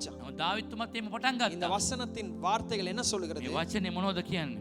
எல்லா எதிரிகளிலும் இருந்து தாவீதுக்கு என்ன கிடைத்தது? ஓய்வு හැම கிடைத்தது. සතුරන්ගෙන්ම සැනසීමක් ලැබුණා. எல்லா பக்கத்திலும் தாவீதுக்கு என்ன கிடைத்தது? හැම இளைப்பாறுதல் පැත්තෙම கிடைத்தது. නිදහසක් ලැබුණා. இந்த வசனத்தை வைத்து ஜெபம் பண்ணு. මේ වචනේ අනුව ජීවත් යාඥා කරන්න. ஜெபம் பண்ணுங்க. යාඥා කරන්න. கர்த்தாவே, இந்த தாவீதுடைய இந்த வாக்குத்தத்தம் என் வாழ்க்கையில நடக்கணும். දාවිත් තුමාගේ මේ ලැබුණා ඔය පොරොන්දුව මගේ ජීවිතේත් ඇති කරන්න. ஆனால் அதே போலவே இதற்கான இருதயம் ஆயத்தப்பட வேண்டும், இப்படிப்பட்ட ஆசீர்வாதத்தை வைத்துக் கொள்வது. මේ ආශිර්වාදයේ තබා ගන්නට හදවතක් සූදානම් වෙන්නට ඕනේ. தொடர்ந்து வாசிங்க. ටිකට කියවන්න. அவன் தன் வீட்டிலே வாசமாயிருக்கையில் ராஜா தீர்க்கதரிசியாகிய நாத்தானை நோக்கி, பாரும், கேதுரு மரங்களால் செய்யப்பட்ட வீட்டிலே நான் வாசம் பண்ணும்போது தேவனுடைய பெட்டி திரைகளின் நடுவே வாசமாயிருக்கிறதே என்றான். அப்பொழுது நாத்தான் ராஜாவை நோக்கி, நீர் போய் உம்முடைய இருதயத்தில் உள்ளபடியெல்லாம் செய்யும், கர்த்தர் உம்மோடு இருக்கிறாரே என்றான். அன்று ராத்திரியிலே கர்த்தருடைய வார்த்தை நாத்தானுக்கு உண்டாகி, அவர், நீ போய் என் தாசனாகிய தாவீதை நோக்கி, கர்த்தர் சொல்லுகிறது என்னவென்றால், நான் வாசமா இருக்கத்தக்க ஆலயத்தை நீ எனக்கு கட்டுவாயோ? நான் இஸ்ரவேல் புத்திரரை எகிப்திலிருந்து புறப்பட பண்ணின நாள் முதற்கொண்டு இந்நாள் வரைக்கும் நான் ஒரு ஆலயத்திலே வாசம் பண்ணாமல் கூடாரத்திலும் வாசஸ்தலத்திலும் உலாவினேன். நான் இஸ்ரவேலாகிய என் ஜனத்தை மேய்க்கும்படி கட்டளையிட்ட இஸ்ரவேல் கோத்திரங்களில் ஒரு கோத்திரத்தையாவது நோக்கி, நீங்கள் எனக்கு கேதுரு மரத்தால் செய்யப்பட்ட ஆலயத்தை கட்டாதிருக்கிறது என்ன என்று நான் இஸ்ரவேல் புத்திரருக்குள் உலாவி வந்த எவ்விடத்திலாவது யாதொரு வார்த்தையை சொன்னதுண்டோ? இப்போதும் நீ என் தாசனாகிய தாவீதை நோக்கி, சேனைகளின் கர்த்தர் சொல்லுகிறது என்னவென்றால், நீ இஸ்ரவேல் என்கிற என் ஜனங்களுக்கு அதிபதியாய் இருக்கும்படி ஆடுகளின் பின்னே நடந்த உன்னை நான் ஆட்டு மந்தியை விட்டு எடுத்து நீ போன எவ்விடத்திலும் உன்னோட இருந்து உன் சத்துருக்களை எல்லாம் உனக்கு முன்பாக நிர்மூலமாக்கி பூமியில் இருக்கிற பெரியோர்களின் நாமத்திற்கு ஒத்த பெரிய நாமத்தை உனக்கு உண்டாக்கினேன். நான் என் ஜனமாகிய இஸ்ரவேலுக்கு ஒரு இடத்தை ஏற்படுத்தி அவர்கள் தங்கள் ஸ்தானத்திலே குடியிருக்கவும் இனி அவர்கள் அலையாமலும் முன்போலும் நான் என் ஜனமாகிய இஸ்ரவேலின் மேல் நியாயாதிபதிகளை கட்டளையிட்ட நாள் வரையில் நடந்தது போலும் நியாயக்கேட்டின் மக்களால் இனி சிறுமைப்படாமலும் இருக்கும்படி அவர்களை நாட்டினேன். உன்னுடைய எல்லா சத்துருக்களுக்கும் உன்னை நீங்களாக்கி இளைப்பாறவும் பண்ணினேன். ஓகே, 15-16 පාලෝදාසේ. உனக்கு முன்பாக நான் தள்ளிவிட்ட சவுலிடத்திலிருந்து என் கிருபையை விலக்கினது போல அவனை விட்டு விலக்க மாட்டேன். உன் வீடும் உன் ராஜ்யமும் என்றென்றைக்கும் உனக்கு முன்பாக ஸ்திரப்பட்டிருக்கும். உன் ராஜாசனம் என்றென்றைக்கும் நிலை பெற்றிருக்கும் என்கிறார் என்று சொன்னார். ஓகே, நன்றாய் கவனிங்க. අවධානය இந்த வசனங்களை நாம் எங்களுடைய ஜெபமாய் மாற்றிக்கொள்ளலாம். මාගේ මේ වචන යාඥාවක් ලෙස වෙනස් කරගන්න පුළුවන්. தாவீதுக்கு ஒரே ஒரு நினைவு தான் வந்துச்சு. දාවිත්තුමාට එකම සිතුවිල්ලක් ආවා. என் தேவனுக்கு ஒரு ஆலயத்தை நான் கட்ட வேண்டும். දෙවියන් වහන්සේට දේවස්ථානයක් ගොඩනගන්න ඕන. கர்த்தர் வசனமா அடுக்குகிறார். වචනයට ස්වාමීන් වහන්සේ කියන්න நீ வாழும் பொழுது நான் உனக்கு இளைப்பாறுதல் தருவேன். ජීවත් වෙනකොට ඔබට සැනසීම දෙනවා. எல்லா எதிரிகளிலிருந்து உனக்கு இளைப்பாறுதல் வரும். විරුද්ධ කාර්යයන් උදී සමාදානය දෙනවා. உன் குமாரனையும் சந்ததியாய் நான் ஆசீர்வதிப்பேன். ඔබගේ දරුවන්ගේ දරුවන් මා ආශිර්වාද කරමි. உன்னுடைய ராஜ்யம் நிரந்தரமாய் ඔබගේ රාජ්‍ය ස්ථිරව තිබෙනවා. நினைவிலே ஆரம்பித்த இந்த யோசனை ඒ සිතුවිල්ල තුල ආපු ඒ කල්පනාව. ஆனால் எப்பொழுது, அதுதான் மிக முக்கியம். ඒ කොයි වෙලේද? தாவீதுக்கு எல்லா பக்கத்திலும் இளைப்பாறுதல் இருக்கும் பொழுது, හැම පැත්තෙම සමාදානයක් ලැබුණා වෙලාවේ. ஒரு ராஜாவுக்கு இளைப்பாறுதல் என்பது சும்மா சாதாரணமான காரியம். සාමාන්‍ය රජ කෙනෙකුට වගේ නිදහසක් සමාදානයක් ලැබෙන එක සාධාරණ දෙයක් නෙවෙයි. ஏக்கர் கணக்குல லேண்ட், අක්කර ගණන් ලෑන්ඩ් එක. எத்தனையோ வீடுகள், බෝ ගෙවල්. அவனை பாதுகாப்பதற்கு ஒரு பெரிய ராணுவம், එයාව ආරක්ෂා කරන්න බෝ ලොකු අමුදාවක්. அவனுக்கு தேவையான எல்லா செல்வம், අවශ්‍යතාවය සියලු වස්තුව. இதெல்லாம் தாவீதுக்கு கிடைத்த பின்பதாக ඒ හැම දෙයක්ම ලැබුණට පස්සේ தாவீதுடைய இருதயம் தேவன் மேலே இருந்தது. නමුත් දාවිද්ගේ සිත දෙවියන් වහන්සේ කෙරේ සිත් ඇදුණා. ஒரு ஆமென் சொல்லுவோம். ආමෙන් කියන්න. நான் சொல்றேன், நெருக்கத்துல தேடுவது தவறல்ல. ඊට අමාරුකම් මැද්දේ දෙනාසේ සොයන එක වැරද්දක් ஆனா නෙවෙයි. நெருக்கத்துல நமக்கு எப்படியும் ஒரு தேவை இருக்கிறது. අපිට ඒ අවශ්‍යතාවයේ කොහොමත් අවශ්‍යතාවයක් තිබෙනවා. ஆனால் தாவீதுடைய ஆசீர்வாதம் என்ன නමුත් தெரியுமா? දාවිද්තුමාගේ ආශිර්වාදය මොනවද? எல்லா பக்கமும் அவனுக்கு ஆறுதல். හැම පැත්තෙම උට නිදහස. அவன் வீட்டுல உட்கார்ந்து என்னெல்லாம் யோசிச்சிருக்கணும். ඒ ගෙදර ඉඳලා මොන දේවල් කල්පනා කරන්න நானும் පුළුවන්. நீங்களும் பல காரியங்களை யோசிச்சிருப்போம். අපි ඔබයි නම් බොහෝ දේවල් හිතන්න පුළුවන්. ஆனா தாவீதுக்கு எல்லா பக்கமும் இளைப்பாறுதல் வந்த பின்பதாக உட்காரும் பொழுது அவனுடைய நினைவெல்லாம் தேவனுக்கு நான் பணிவிடை செய்ய வேண்டும். නමුත් හැම පැත්තෙම සමාදානය ලැබෙනකොට දාවිත්තුමා කල්පනා කරේ දෙවියන් වහන්සේට සේවයක් කළ යුතුයි. இதுதான் தாவீதுடைய ஆசீர்வாதம். ඒක තමයි දාවිත්තුමාගේ ආශිර්වාදය. இதுதான் தாவீதுடைய தன்மை. දාවිද්ගේ தත්ත්වය ඒක තමයි. இந்த ஒரு நினைவினாலே நாத்தான்வேலுக்கு ஆண்டவர் சொல்லி அனுப்புகிறார், அவனுடைய ராஜ்யம் நிரந்தரமாய். නමුත් මේ සිතුවිල්ල ආපු ගමන් නාතාන් වල දෙවියන්සේ කියනවා ඔහුගේ රාජ්‍ය ස්ථිර කරනවා. இதுதான் கர்த்தருடைய அன்பால் கவரப்பட்ட ஒரு மனுஷன். මේක තමයි දෙවියන්සේගේ ප්‍රේමයෙන් ඇදගත්ත මිනිසෙක්ගේ සිතුවිලි. கர்த்தருக்காக எதற்கும் வணைந்து கொடுக்கக்கூடிய, දෙවියන් වහන්සේ උදෙසා මොන පැත්තෙන් හරි නැමිලා දෙන්න පුළුවන් நாம் විදියට. பல காரியங்களுக்காக பலருடைய பலிப்பிடங்களிலே முழங்கால் படிட்டு எங்களை தாழ்த்துகிறோம். අපි බොහෝ දේවල් ලබා ගැනීම සඳහා බොහෝ අයගේ පූජාසනයට ගිහිල්ලා අපි වැඳ නමස්කාර කරනවා. ஆனால் கர்த்தருடைய பலிப்பிடத்துக்கு முன்பதாக நாங்கள் வணங்கி அவரை உண்மையாய் ஊழியம் செய்ய ஆரம்பித்தார், අපි දෙවියන්සේගේ පූජාසනයේ අවංකව අපි වැඳ නමස්කාර කරනවා නම් கர்த்தர் நமக்காக பல காரியங்களை செய்கிறார். දෙවියන්සේ අප උදෙසා බොහෝ කාර්යයන් කරනවා. அதனால உங்களுடைய விக்கிரங்களை பரிசுத்தாவியானவர் உங்களுக்கு உணர்த்த வேண்டும். සුදත්මන් වහන්සේ ඔබට අඟවන්නට ඕනේ. எதை சில நேரத்துல நம்ம நினைப்போம், இதை இழந்தா என் வாழ்க்கையில நான் வாழ்வதற்கான அர்த்தமே இல்லை. මේ දේ අයිමි වුණොතින් මම මේ ලෝකේ ජීවත් වෙන්නේ තේරුමක් නැහැ. சிலர் இந்த எலெக்ஷனுக்கு பின்பதாக சிலருடைய முடிவு அப்படிதான் இருக்கிறது. මේ ඡන්දයෙන් පස්සේ සමහර අයගේ තීරණය මේම තමයි. என்றால் வாழ்நாள் முழுவதும் அவர்கள் பிரயாசப்பட்டது ஒரு காரியத்திற்காக. ඔව් ජීවිත පුරාම වේසමාංශ වුණේ එක දෙයක් උදෙසා. அது கிடைக்காமல் போகும்பொழுது சிலருடைய தலை எல்லாம் அப்படியே என்ன சொல்றது, குழம்பி போகிறது. නමුත් ඒක ලැබුණ නැතුණාම අවුල් සාගත වෙනවා. அவர்களுக்கு வாழ்வதற்கு விருப்பம் இல்லை. ජීවිතයක් ජීවත් වෙන්න කැමති නැහැ. நீங்கள் எதற்காக பிரயாசப்படுகிறீர்களோ அது இல்லாமல் போனாலும் உங்களுக்கு வாழ விருப்பம் இருக்கிறதா? ඔබ වේසමාංශ වෙන දේ ඔබට නැති වුණත් ඔබට ජීවත් වීමේ කැමැත්තක් තිබෙනවද? அதை மாத்திரம் எடுக்க வேணாம் ஆண்டவரே. ඒක විතරක් ගන්න එපා. அப்படி சொன்னா அதைத்தான் அவர் எடுப்பார். ඒක කිව්වොත් ඒක තමයි ස්වාමීන් වහන්සේ ගන්නෙ. அதுதான் கர்த்தருடைய வழி. ඒක තමයි දෙවියන්සේගේ මාර්ගය. ஏனென்றால் அந்த இடத்தை கர்த்தர் யாருக்கும் கொடுக்க மாட்டார். එයාගේ තැන වෙන කාටත් එතුමා දෙන්නේ නැහැ. சிலர் யோசிக்கிறீங்க ஆண்டவரே இதை எடுங்க அதை எடுங்க அதை எடுத்தால நான் அசைய மாட்டேன் ஆண்டவர். ඔබ ඒ දේ මේ දේ ගන්න මම සෙලවෙන්නේ නැහැ. ஆனா இதை மாத்திரம் நீங்க டச் பண்ணா මේ දේවත් මේ දේට නම් අත තියන්න එපා. ஏன்னா அதுதான் உங்களுக்கு கொடுக்கிற அங்கீகாரம். මේක තමයි ඔබට පිළිගැනීම. அதுதான் உங்களுடைய விக்ரம் அதுல தான் ඔබගේ மறைஞ்சிருக்கு. රූප නමස්කාරය පටන් ගන්න ඕකෙන් තමයි. கர்த்தர் சொல்றார் அதையும் நான் கலட்டுவேன். නමුත් ස්වාමීන් වහන්සේ කියන ඒකිනුත් මං ගලවනවා. இந்த காலை நேரத்துல உங்கள் விக்கிரங்கள் இப்ப நான் சொன்ன உடனே எது மனதுக்கு வந்ததோ அதை ஒப்பு கொடுங்க. ඔබගේ මම රූප නමස්කාරය කිව්ව ගමන් මොනවාගේ මනසට ආවේ මොනවද?